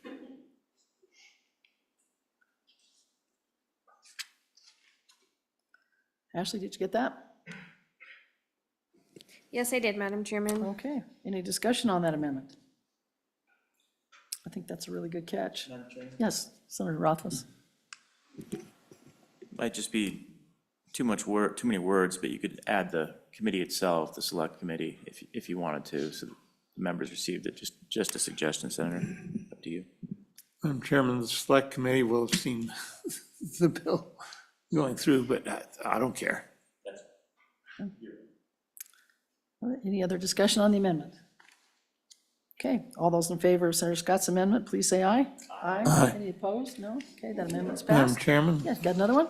Second amendment is on page 1, line 5. At the start of line 5, strike the word ranch. So it would read, keeping rural families together.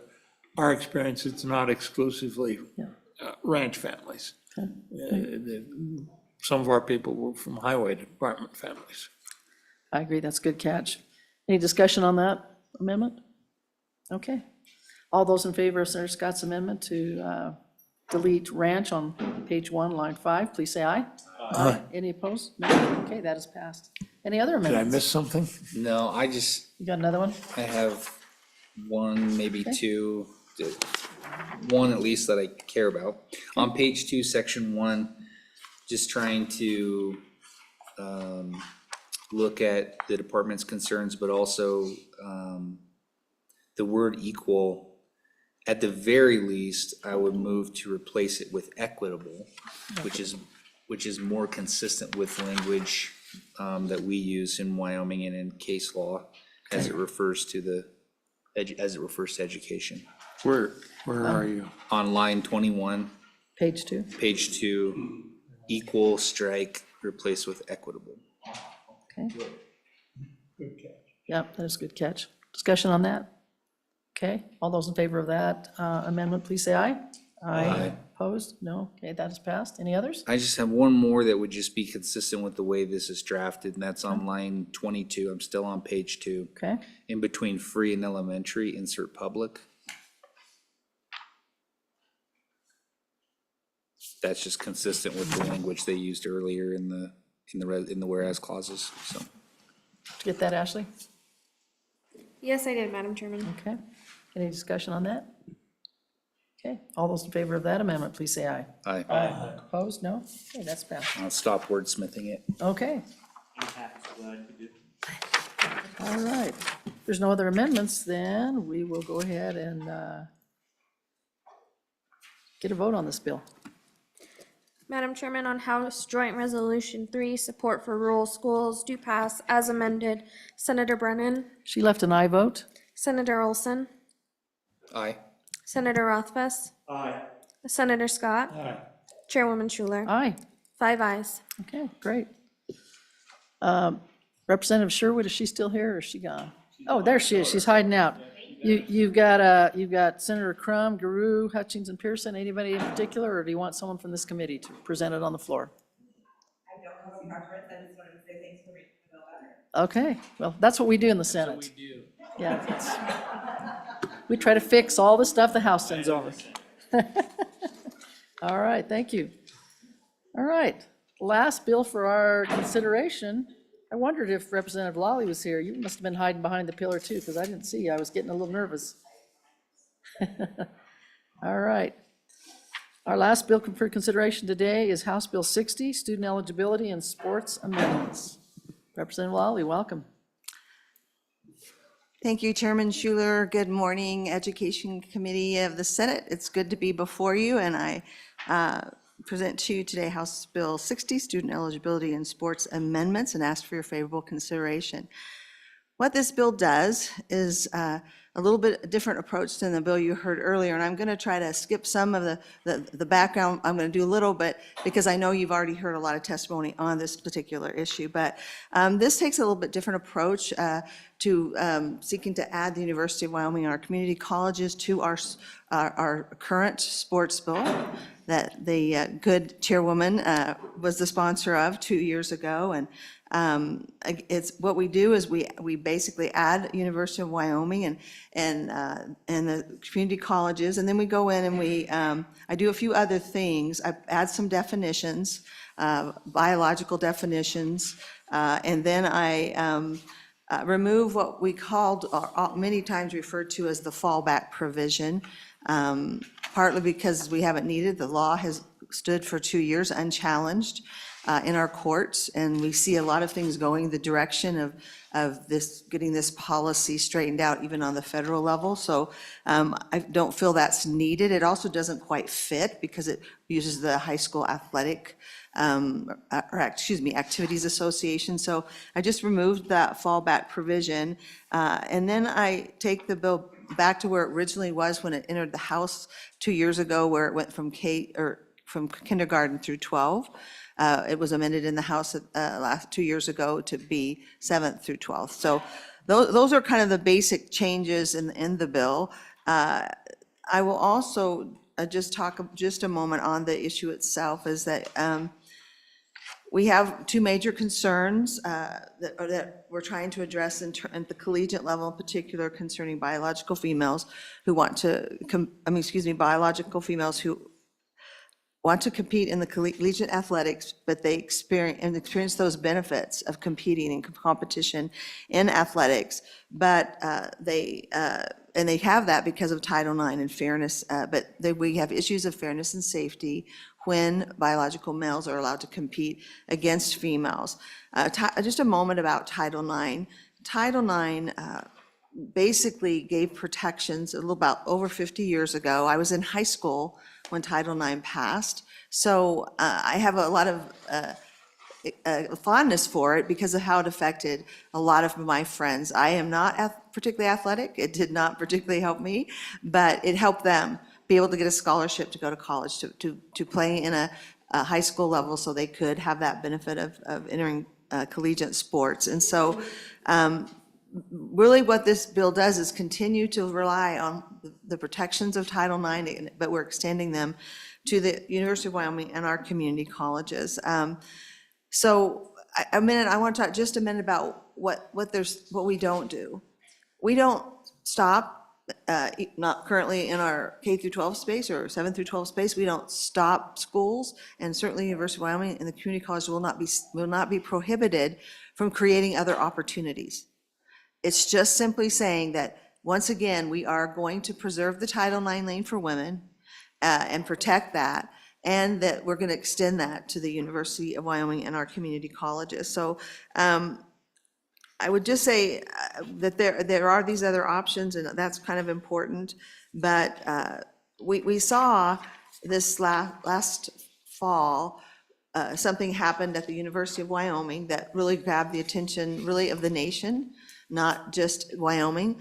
But it galvanized the people in a way that I believe I've not much seen before. There was already a concern, and that's why we had the bill we had 2 years ago, to protect women and their opportunities to have that space. But what happened, as you may recall, is, Madam Chairman, is that basically the University of Wyoming's women's volleyball team was put in a difficult situation, being required to play against a team from San Jose State that had a transgender player. Ultimately, the university, in my view, they made the right decision to not play. And it was unfortunate to me that they had to forfeit that game, that was the way things were at that time. It does appear things are moving in a different direction now with the NCAA, basically changing their rules. Mostly, it was really a very interesting situation. The president came out with a new executive order concerning sports and what the position was.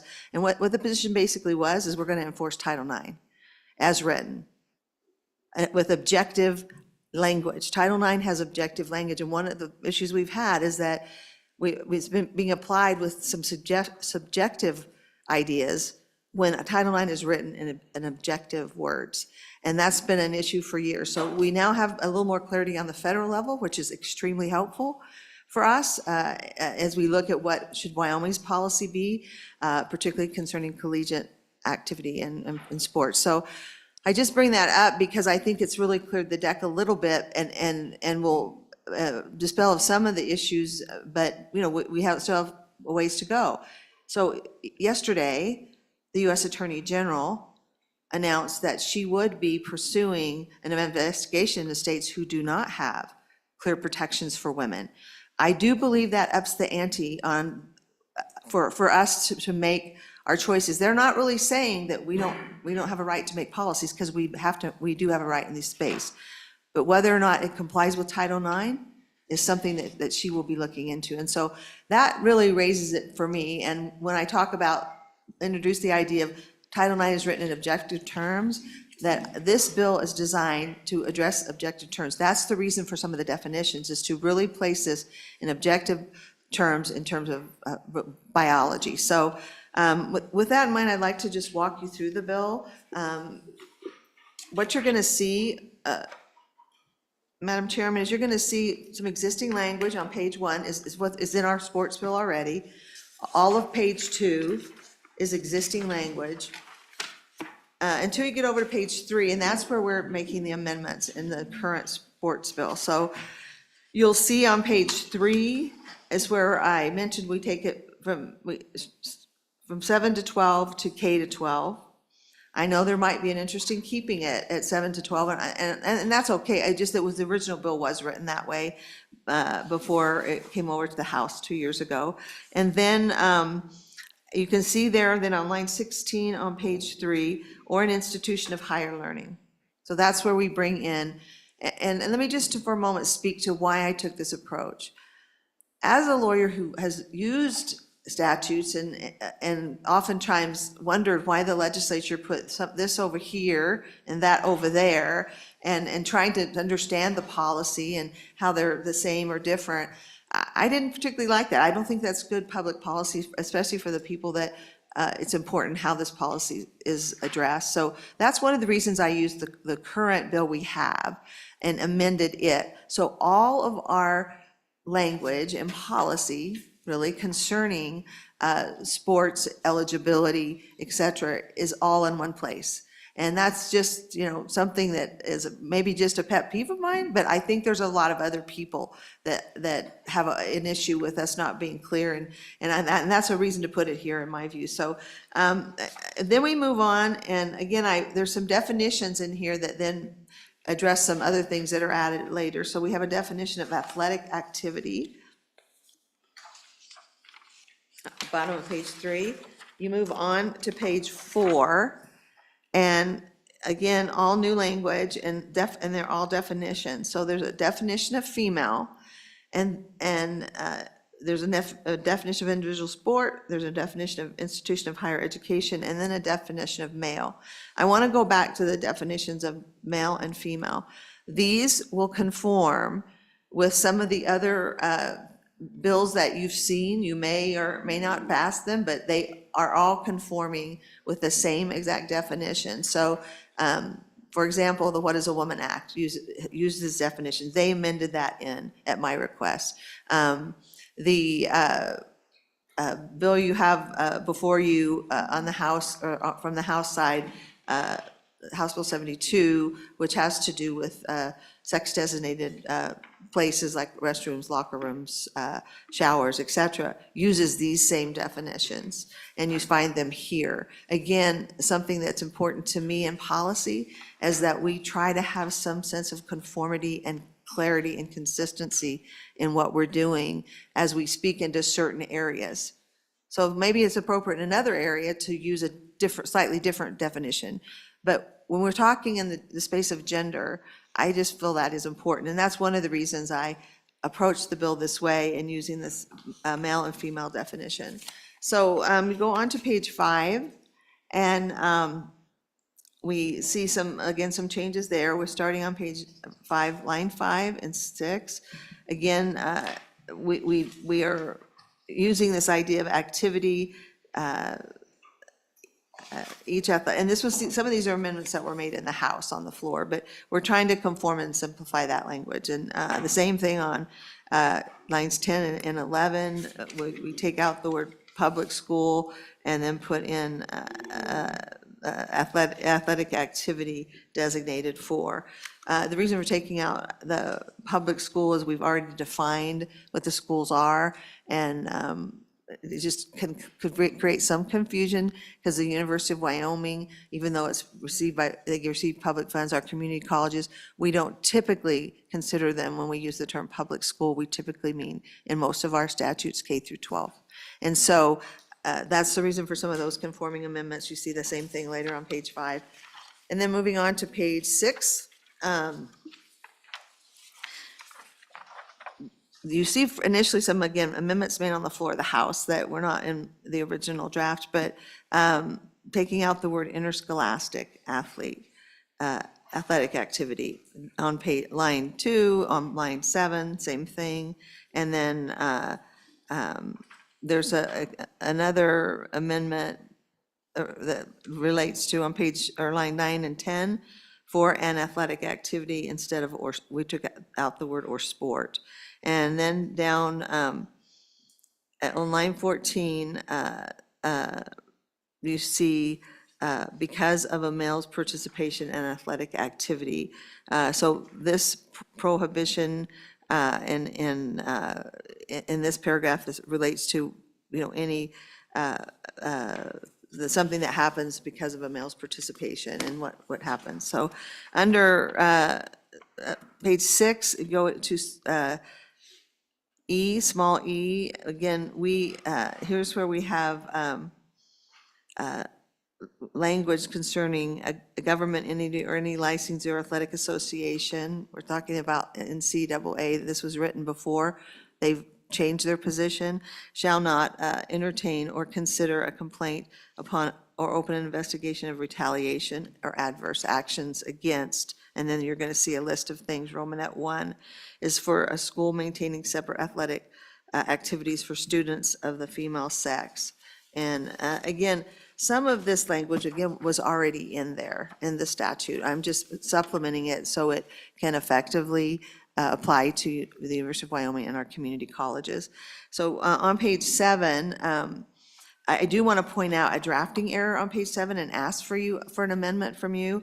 On page 7, line 3, when you get to the word requests, a contested case pursuant to subsection F of this section or that, I would like that phrase removed because it was a drafting error. It's actually that was something that was referring back to the fallback that is taken out by this through a repealer that we'll look at in a moment. So what I'm asking is on page 7, line 3, after the word student, strike requests a contested case pursuant to, and then on line 3, strike subsection F of this section, or that. So it would now read, a student, if the student or the parent or guardian of a student reports a violation of this section to an employee, a representative of the school or athletic association, or to any state or federal agency with oversight of the school. So that's how it would read now. It takes out, because that's just a drafting error. When they deleted the fallback, that was a section that was missed, and then it was missed, quite frankly, by me too. So I would just ask that that be amended out for clarity, because there is gonna be no section F, I don't think. But anyway, you go down to the next paragraph, the G paragraph, so we're on page 7, lines 9 through 13. And this is what I would say a unique part of this bill that is not in the other bill, I don't believe. I might have missed that, but the chairwoman can correct me. But one of the things that concerned me about this issue and what my constituents were telling me, and I heard a lot about it, I heard more about boys in girls' restrooms and boys in girls' sports than I heard about property taxes. And I'm not exaggerating. It wasn't that I didn't hear about property taxes from some people, but almost everybody. And if you look at any polling, it's still a real concern in Wyoming that we must address. So I had a lot of reservations with integrity here about just doing something that says that students, we don't allow transgender students to play at our sports, in our collegiate area. That really wasn't what my constituencies were asking me to do, and probably what you heard, they wanted something that said, in effect, what the University of Wyoming board ultimately did in the San Jose State situation. We don't want our women's teams playing against teams that we know have a transgender player. That's what my constituency was saying. And so, just as a matter of integrity, I could not write a bill to try to address the issue that did, in effect, not really address their issue, what their concerns were. So that's what this provision is trying to do. And I'm just going to read it on the record here, that no school shall participate in any athletic activities designated for students of the female sex with or against a team that the school knows or has a reasonable degree of certainty believes has on the team, a student of the male sex. This provision does not put upon the schools any duty to do any kind of investigation. We really are targeting here what happened in the San Jose State situation. It was a known thing. The University of Wyoming, we couldn't ignore it. It was there. And that's what this bill is saying we want to do, that we want that to happen in our schools. And this does cover, by the way, just for clarity, it covers all the schools. So it would also cover the schools in our public schools, whether it's K through 12 or 7 through 12. It would also include them. And I think this is what the people want too. They're really glad that we have taken a position concerning we will not have our own transgender players on our teams. And that's as a matter of fairness and safety. But they want to see more. They want to see us make the statement. And what several people told to me when I went door to door during the campaign is, that they wanted to see this just decided. That if we know there's a transgender, we don't play them. And I think, this was a little bit out there when I wrote this bill. It was a little out there, but what's happened is we have a new president, we have executive orders that actually go this direction. We have the NCAA the day after making shifting their policy, finally doing what we waited for 2 years for them to do, which I know, Madam Chairman, is why you did not include the universities. We've talked about that. So we didn't include them because we thought that was going to happen. Well, it's happening. But I think based on how we got here, it's our time and opportunity by the state of Wyoming to step out into space that many states haven't done yet. They haven't stepped into this space and said, this is what our policy is going to be concerning public funded education and higher education. So very important to me, that provision, and it is distinct and unique. I did work with the university because they raised some really good questions about what about the individual sports, like golf, like swimming, track and field type events. So working together with some language with them to try to capture a policy. And what the policy basically is that if there's a transgender swimmer in one event, that it's only that event. They're not forbidden from doing the competition, but that particular event, the woman would not compete. So that's the way it's designed, or on the golf team if they were playing. So I hope that's clear, but it's really trying to say that where's the harm? Well, in that competition, but again, that's just was one idea in a way of addressing what is a genuine difference in terms of harm, et cetera. So that's what that provision is about. Then I'll just quickly talk about the repealers, because I know that there's a lawyer here that likes to talk about repealers, right? I don't know, we always like to know what's being repealed. But the first part of the repealer, excuse me, is actually a public meeting executive session provision that we called on for the fallback. And so when it had to do with privacy, and so that they could go into executive session if the fallback was engaged in. So we don't need that in this bill, so it was repealed. The next one is the actual fallback definitions, 21, 25, 101A, Romanet 2. And then the next two or the next one deals with, and it was actually two sections, but it deals with the actual fallback provisions. So that's really just repealing things that related to the fallback is being repealed. So with that, I will stand for questions. Questions for Representative? Senator Olson. Thank you, Madam Chairman. Representative Lawley.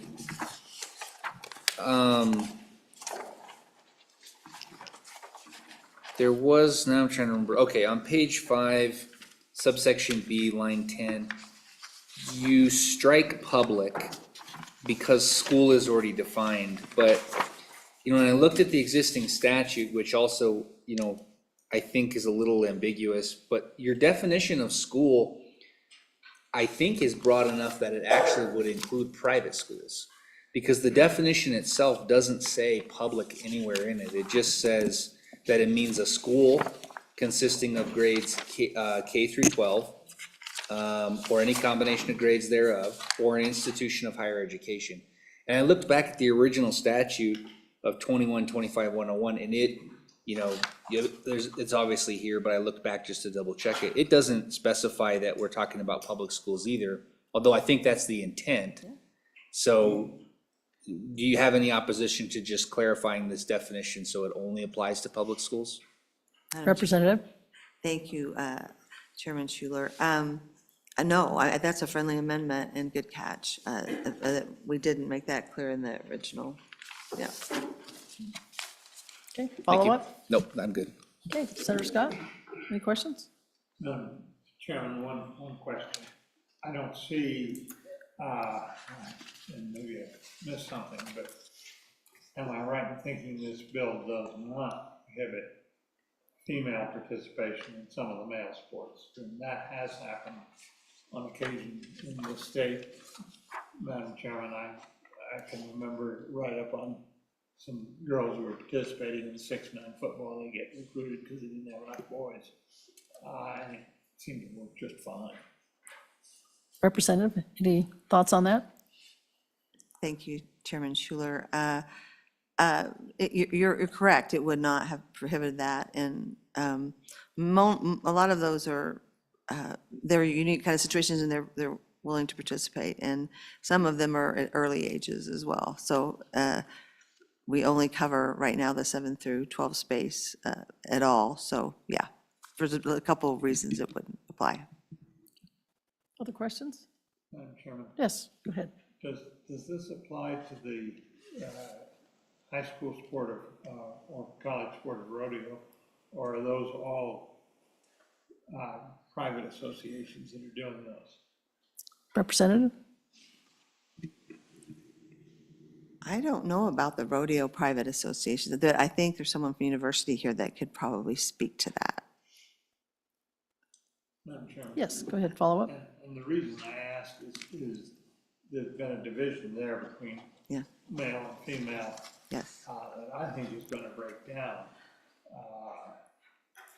particularly in the calf roping sport, which has been regarded as the male sport. It's based on what goes on in farming and ranching, and I'm increasingly seeing adult women roping calves in working setting. Again, Representative? I would defer to someone who knows a little more. I did attend the fundraiser for the University of Wyoming's rodeo team this past weekend, which was wonderful, and it's a great program, but I can't answer that question concerning, so we'll let someone else. Okay. It's Other a questions good one. for Representative Lawley? Yes, Senator Olson? Thank you, Madam Chairman. So the G paragraph on page 7 and the H paragraph on page 7 both contain this language to a reasonable degree of certainty. What does that mean? Representative Lawley?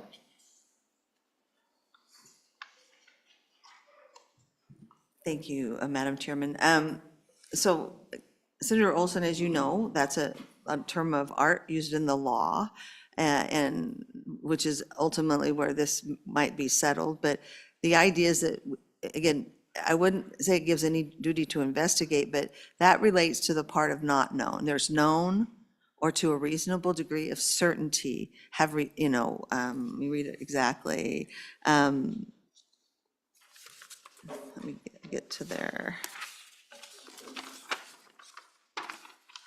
Yeah, to a reasonable degree of certainty believes, has a team of a student with male sex. So so this area is sometimes clouded in terms of what information is available. I think the most important thing we start with is there's no duty to investigate.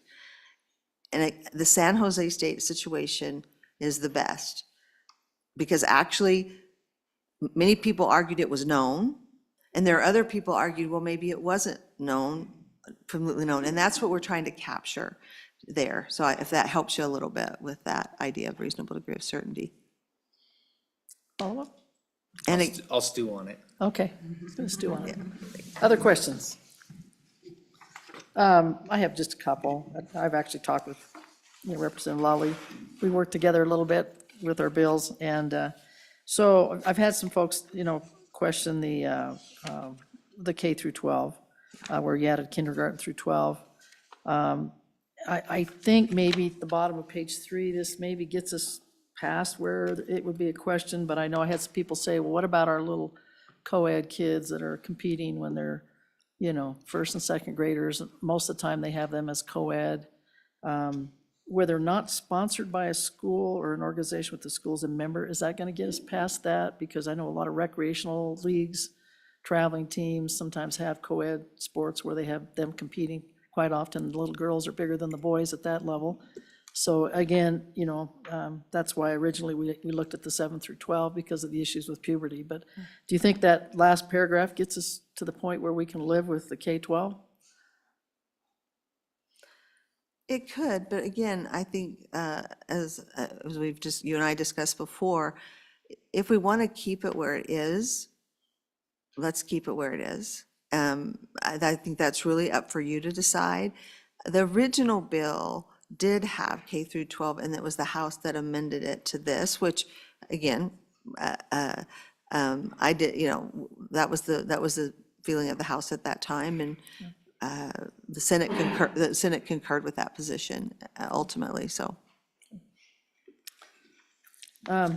I had just, I've got a few questions. I still kind of stewing over the section on page 7 as well. Just a few questions in my mind, but maybe, I know it looks like the University of Wyoming's got someone here and other folks in the room that might be able to maybe give a little more clarity, but that's one of those, I'm like Senator Olson, still got to think about that, I guess, a little bit, but any other questions for good representative? Okay. All right, well, in that case, let's go ahead and open it up for public testimony then. was gonna say, the good superintendent of instruction's here. We'll let you go first. Thank you, Madam Chairman, members of the committee, Megan Degenfelder, State Superintendent of Public Instruction, here today in strong support of the bill and other similar bills that address this issue. Women's sports, Title IX protections, were created because boys and girls, men and women are biologically different, and no amount of activism will change that. Standing up for the rights and protection of women and girls is not about hatred, it's not about bigotry, at least it certainly is not for me, and I take offense to allegations of such. It's about safety, it's about opportunities, it's about refusing to allow records, the history that has been set by women in sports to be erased. And this bill in particular is near and dear to me as it looks to expand into higher education, college and university, because as the current University of Wyoming women's rugby team, rugby is arguably the most physical sport that exists. It's full tackling with no protection or pads. I've seen everything from broken collarbones to broken backs to concussions. And so, injuries alone, as well as opportunities, are most important to me in addressing this issue. Just last night at practice, we were doing full tackling. And because women's rugby is a club sport, that means that we allow anyone to participate. And so I never want to find myself in a situation where we are running tackling drills and I have an instance where there's a biological male student that is wanting to participate in that activity. And so for me, number one priority is protecting my girls, making sure they have every opportunity. And so that's why I stand in support of this bill. So with that, would stand for any questions. Questions for the superintendent? I noticed that we added just one comment, I guess, maybe it's more of a comment than a question, intramurals to this bill. How do you feel about that? Again, Madam Chairman, I just believe that men and women are biologically different, and so I'm comfortable with that language. I think that it avoids potential for injuries, and again, just gives those equal opportunities. Okay. Other questions for the superintendent? Okay. Thank you so much for your testimony. Thanks for being a coach also. Please come forward and introduce yourself.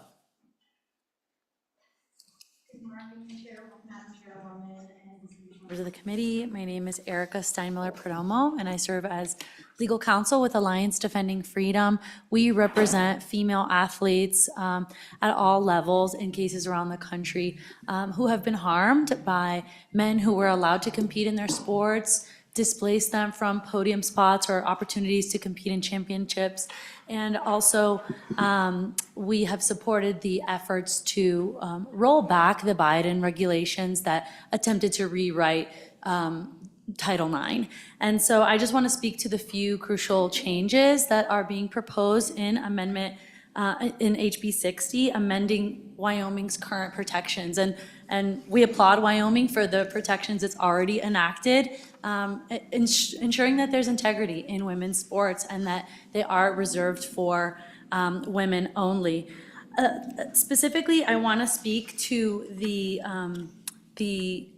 amendment that would remove the current provision in the Wyoming law that does allow a man to compete on a women's sports. The workaround provision that allows a commission to weigh the safety risks to girls of having a boy on their team or balancing the competitive advantage boys have over the team, and makes provisions for boys who are transitioning to be eligible for the female category in some circumstances. We know that the biological differences between the sex are inherent from infancy, and they're manifested even as early as age 6. And so studies show that even from age 6, boys have increased muscle mass, agility. Girls do have more flexibility, though, even from that age.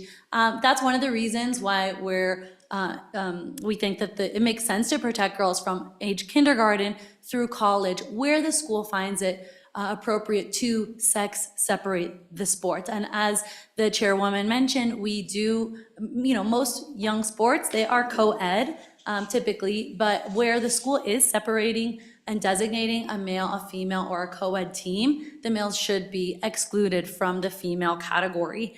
And this bill implements definitions that are rooted in biology that are consistent with the definitions enacted in the Trump executive order, keeping men out of women's sports and protecting women from men who would compete in their sports, who risk injury to them, and also who would displace them from chances to advance in competition, receive accolades, scholarships, etc.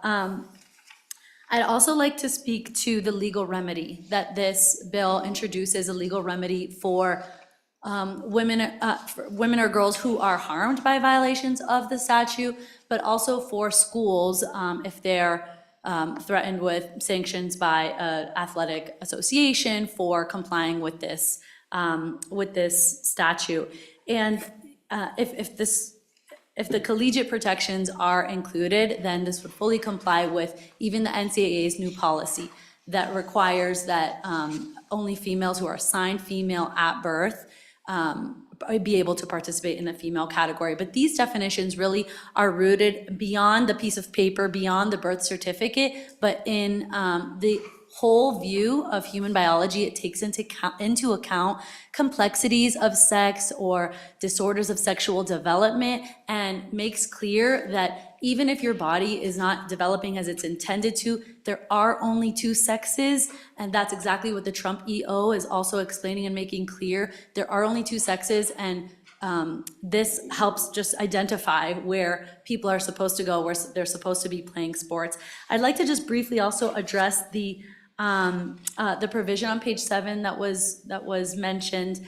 And the way I see the reasonable degree of certainty is kind of a good faith test. We don't want to rely on gossip or rumors or encourage people to submit false accusations that would keep a team from competing, but it would kind of implement a good faith requirement of if you believe, exactly like the SJSU circumstances revealed. And lastly, as to Senator Olson's question about the private versus public schools, the idea here is that this would regulate public schools and the private schools that are competing against public schools, so that they're not operating by different rules. So if it is a private school that is participating in competitions with students of a public school, they can't have men on their team when the public school is not. So the eligibility requirements for all schools that are competing against each other would be the same. So we think that these changes would really bring Wyoming's law in line with the Save Women's Sports laws that have passed in 25 states around the country. We're currently defending these laws up to the Supreme Court. We have a petition for certiorari pending before the court. And if the court does accept that case and rule on the constitutionality and validity of Idaho and West Virginia's laws, Wyoming's laws would be completely in line with that and in line with the Trump EO, and also ensure that Wyoming is not that Wyoming's federal funding under Title IX is not jeopardized for a workaround that would allow men in the women's category. Thank you. Thank you. Questions for Erica? I didn't catch your last name, so I'll just say. Steinmiller Perdomo. Steinmiller, okay. We'll just say Erica. Yes, that's fine.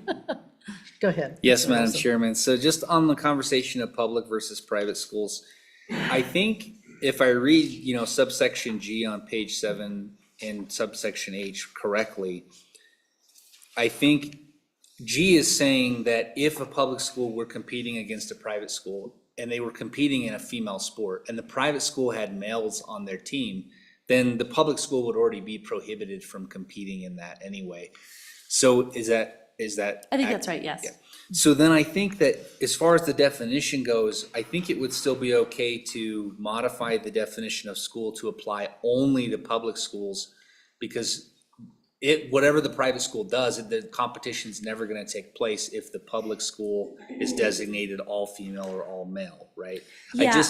I just don't wanna get into this scenario where we're regulating private schools. That's just not something that we don't do that. So it doesn't make a lot of sense to regulate them here when I think it'll work itself out with the other subsections. Madam Chairwoman and Senator Olson, and I would just direct your attention to sub A of participation in school athletic activities on page 4.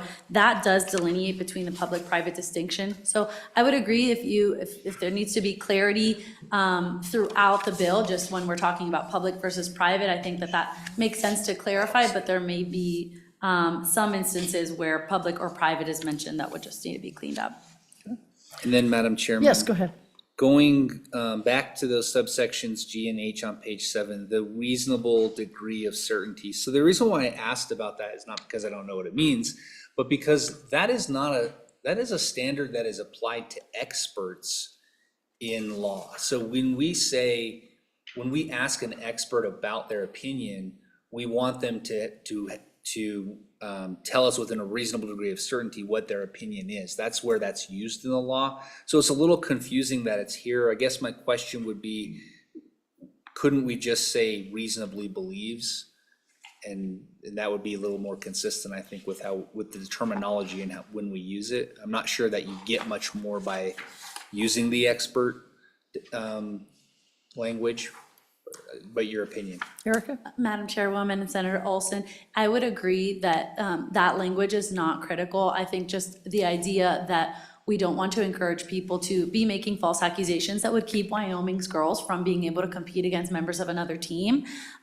So anything that would kind of inhibit that kind of, any kind of vilification against other teams, and just make sure that we're operating just based on a reasonable understanding of what's going on with the other team and trying your best to ensure the safety for Wyoming's players. Perfect. Okay, thank you. Yes, go ahead. I want to follow up on that point, if I may, Madam Chairman. The idea of providing certainty, it seems that the G and H paragraph do exactly the opposite. And in conjunction with the page 2 new legislation that provides private rights of action for lawsuits against seemingly everybody, I guess I don't understand how there wouldn't be cause for action if,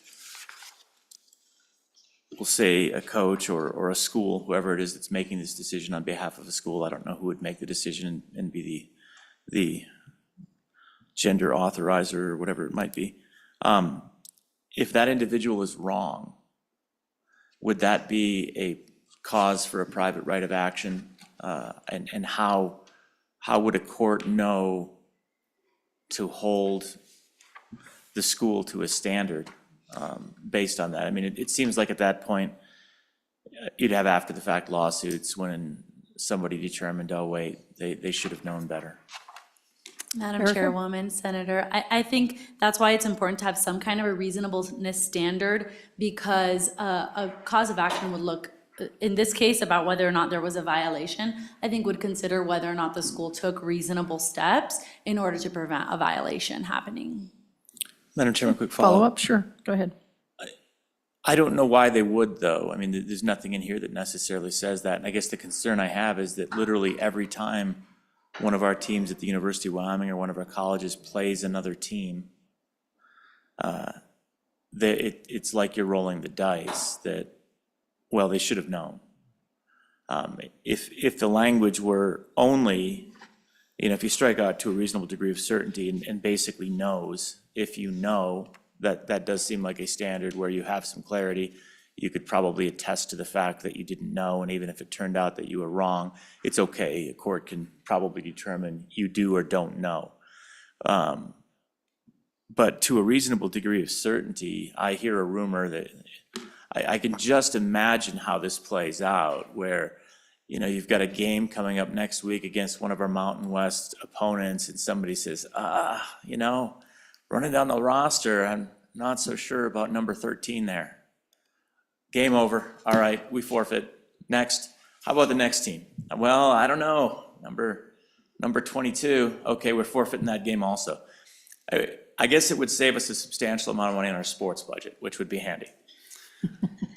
But from a competitive standpoint, it seems like that language, which provides for anything other than certainty, is going to be an absolute disaster for our athletics program at the university, at the colleges. What are your thoughts? Erica? Thank you, Madam Chairwoman and Senator. I do share some of the senator's concerns, and I will say that the the 25 states that have already passed Save Women's Sports laws, they don't have a provision like this, and they haven't needed it in order to protect the girls in the states. I think the other changes that this bill's making, implementing a legal remedy, ensuring protections from kindergarten through college, and having clear definitions of sex that completely exclude men from the women's categories, is really the basic principles of the Save Women's Sports laws that Wyoming should consider and advance today. And if that attempted protection of regulating out-of-state sports, I mean, it is just the difficulties of this day is exactly what happened with the SJSU situation. It's difficult to navigate, and it's trying to anticipate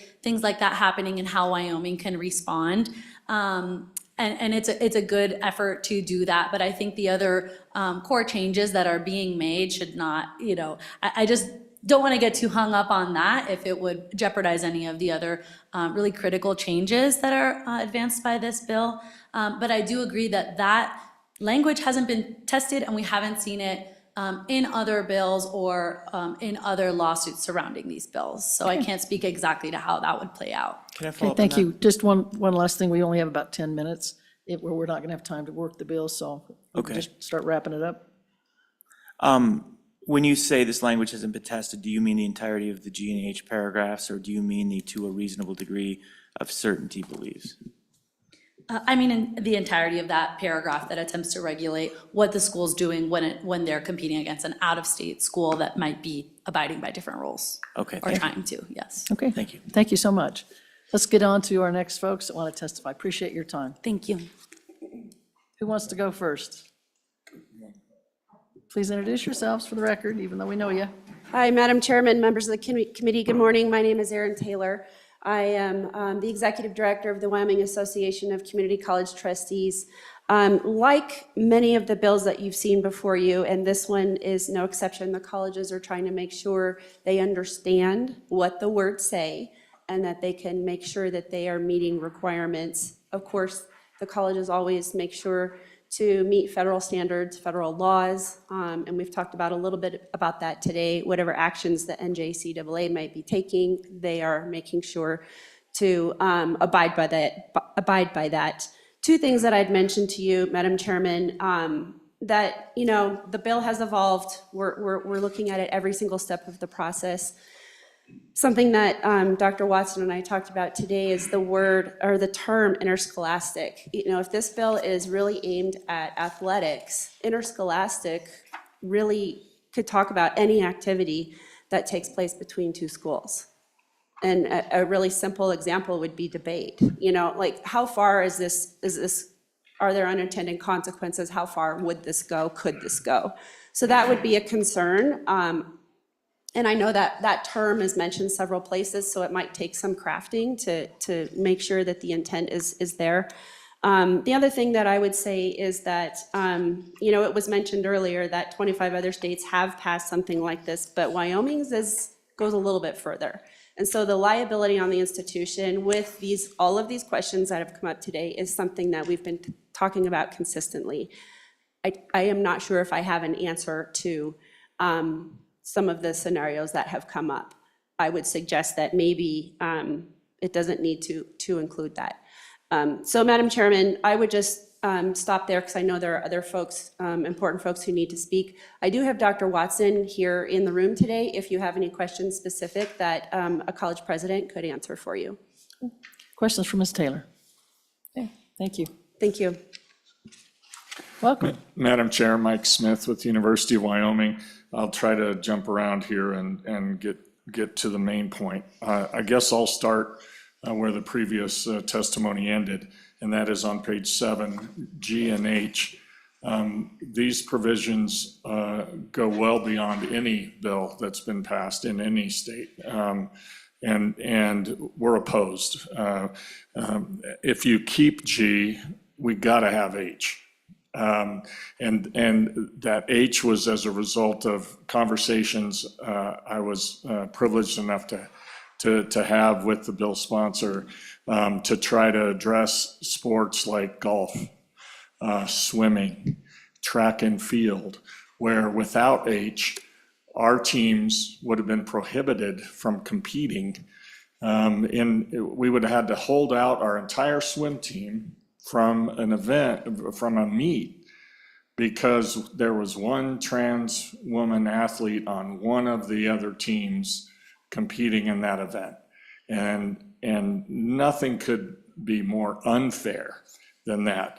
And our position really is, I just want to make clear, we did not oppose the Senate bill on this topic. We do not oppose bringing the university under the current law. We're not here addressing that, but we are here defending the opportunity we promise our women athletes. And this bill, as drafted, rips that away from them. And we would prefer that that not be included, that we not set a policy of this state that tells our athletes you won't be able to compete. We promise them they can compete when they come here. And we broke that promise in the one instance we all know about after careful fact-based consideration. And we plead for that ability to continue to be able to address every situation as it comes based on the facts presented in that instance. If I might, Madam Chair, I just want to also highlight on page 6, line 6, this is a really important inclusion there. Nothing in this bill would prohibit a school from permitting males to train or practice with females. This is really important. Our women's basketball team practices against men. Our women's volleyball team practices against men. This helps them be competitive. And so thank you to the bill sponsor for including that language. The rodeo question, briefly, a rodeo is not an NCAA sanctioned event, but it does have its own sanctioning body, the National Intercollegiate Rodeo Association. So this bill would apply to rodeo, but it doesn't apply in the sense that there are no current co-ed events, and the bill makes clear that a woman could compete in a men's event and would not be violating this bill. So doesn't really impact that sport at all. There was mention of the AG letter. Wyoming's in no danger of getting that letter. That letter went to states that have bills the total opposite of the way we approach this issue in Wyoming. And really, I guess maybe all this federal change was is made the bill unnecessary in some way, but that's for you all to decide. Like I said, we are prepared to comply. I just want to know, we all want to support our women athletes. We love our Cowgirls. If you want to support them, maybe the best way, come over to Laramie tonight, 6:30 p.m., taking on the New Mexico Lobos. And that's the best way to support our team. Show up and cheer them on, and hope you all can make it tonight. Go Pokes. Questions for Mr. Smith? Yeah, Senator Rothfuss. Thank you. One of the things that jumped out at me was something that would be entirely new under the athletic activity definition on page 3, which is intramural athletics. We've never done that before, and I don't think that's required under the NCAA. I mean, it's obviously not NCAA, but even by the federal EO, I don't think. Is this brand new? How would this impact UW? Mr. Smith? Madam Chair, Senator Rothfuss, excellent point. In my longer comments, I did pull that out. Again, that's a policy decision. I know of no restriction on intramural sports of this kind. I think other states have looked at that, and I'm no expert on it. I'd just say it is unusual to kind of pull that into this bill that's really addressing our competitive sports, but that's a policy decision. I'm not quite sure how we would make that determination. It's one thing, and I have to say, a little concerned maybe is the best word about how we recruit athletes now. I would tell you, we know of no transgender athlete on a team at the University of Wyoming. Do we know? I don't know if the coach, when they make that recruiting visit, ask the parents as they're trying to sell them on Laramie and come into UW, if they said, by the way, could you go get the birth certificate? That's a bit awkward. But, really strange in the context of intramural sports, and how we would go about, enforcing that is something that probably deserves a lot more consideration than we've given it so far. Thank you so much. We only have about 2 more minutes. I don't know, this last presenter here, do you think, can you get by in a couple, 2 or 3 minutes? Thank you, Madam Chairwoman. I will be unaccountably brief. Okay. Thank you, Madam Chairwoman. Thank you, committee. I'm Sarah Burlingame. I'm the Executive Director of Wyoming Equality, and I'm just going to gallop through this. We have 3 positions that we want to make clear that we have been unchallenged in courts for 2 years, and the very nature of that is because at the time in 2023, when Madam Chairwoman's bill was passed, we had 2 students who could have possibly been plaintiffs in the entire state. One was not a good choice. The other one decided to graduate early due to unremitting bullying that they faced because they were a transgender student. So we think that that speaks to how unneeded it is in the state, that we don't have more plaintiffs because the situation just hasn't been as present in our state. This is imprecise. It's imprecise for good reasons. I can't call up school superintendents and tell them to out all of their transgender students to me, but my understanding is, as of 2025, we have 0 transgender students participating in sports statewide. And we would say that the witch hunt has worked. It has been effective. They have been driven out. So we have moved from a system of balance and mutual accountability that the Wyoming High School Athletic Association had in the past, and we've embraced one of total exclusion, and now we would like to expand that. So our second point is that this is a bill that continues to insist that transgender students just not exist, and yet here they are. They're hunting, they're fishing, they're making friends, they're doing all the things that Wyoming students typically do. But bills like these strip these children of the presumption of their innocence, and they cast them as predators, as outsiders that we need to guard ourselves against.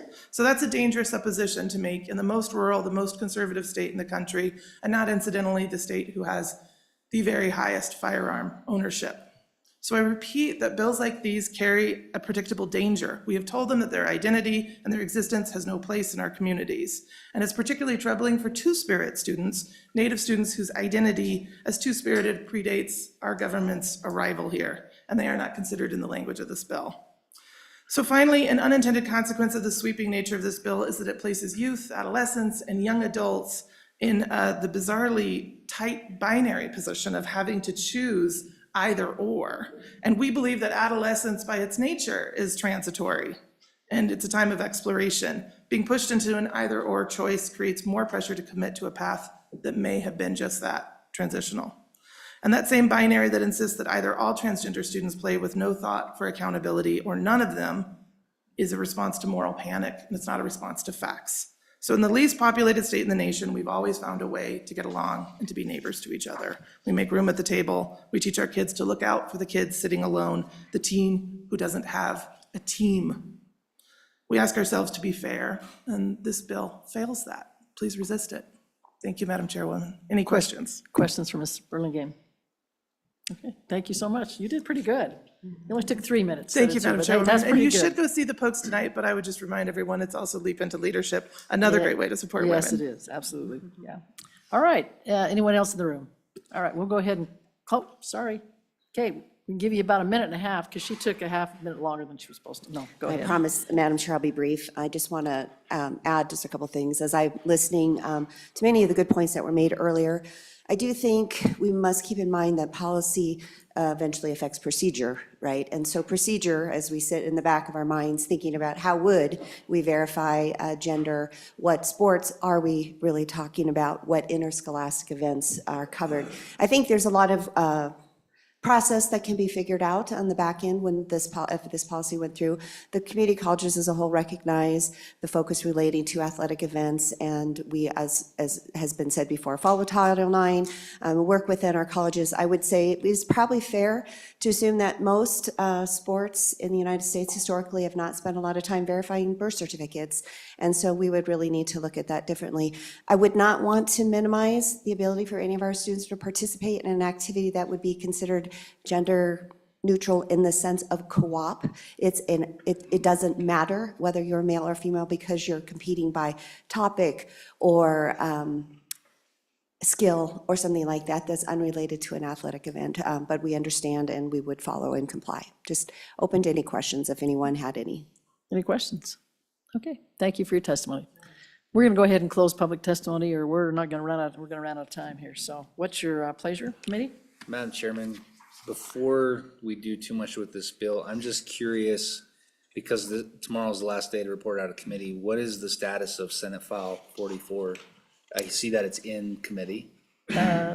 I'll be presenting that at noon today. Okay. Yeah, in the House. And the reason why I asked, Madam Chairman, is because I think that bill the Senate heard is a good bill, and I think it addresses most of the concerns that most of us have.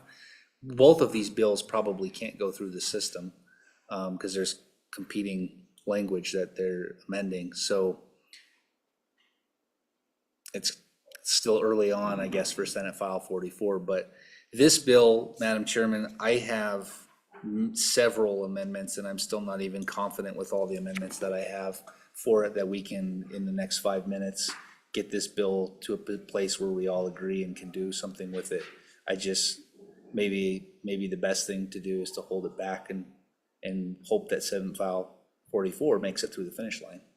Okay, quite a few also. Excuse me, Senator? Madam Chair, no, I was just saying I have quite a few also. I have kind of the same concerns that there's not sufficient time. Senator Scott?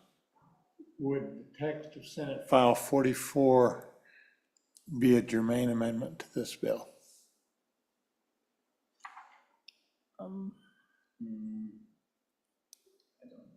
This one goes into a bit more depth, quite a bit more depth. Senate File 44 basically just says that trans athletes cannot compete at the University of Wyoming or the community colleges. That's it in a nutshell. I would think it would be a germane amendment to this bill if we needed it.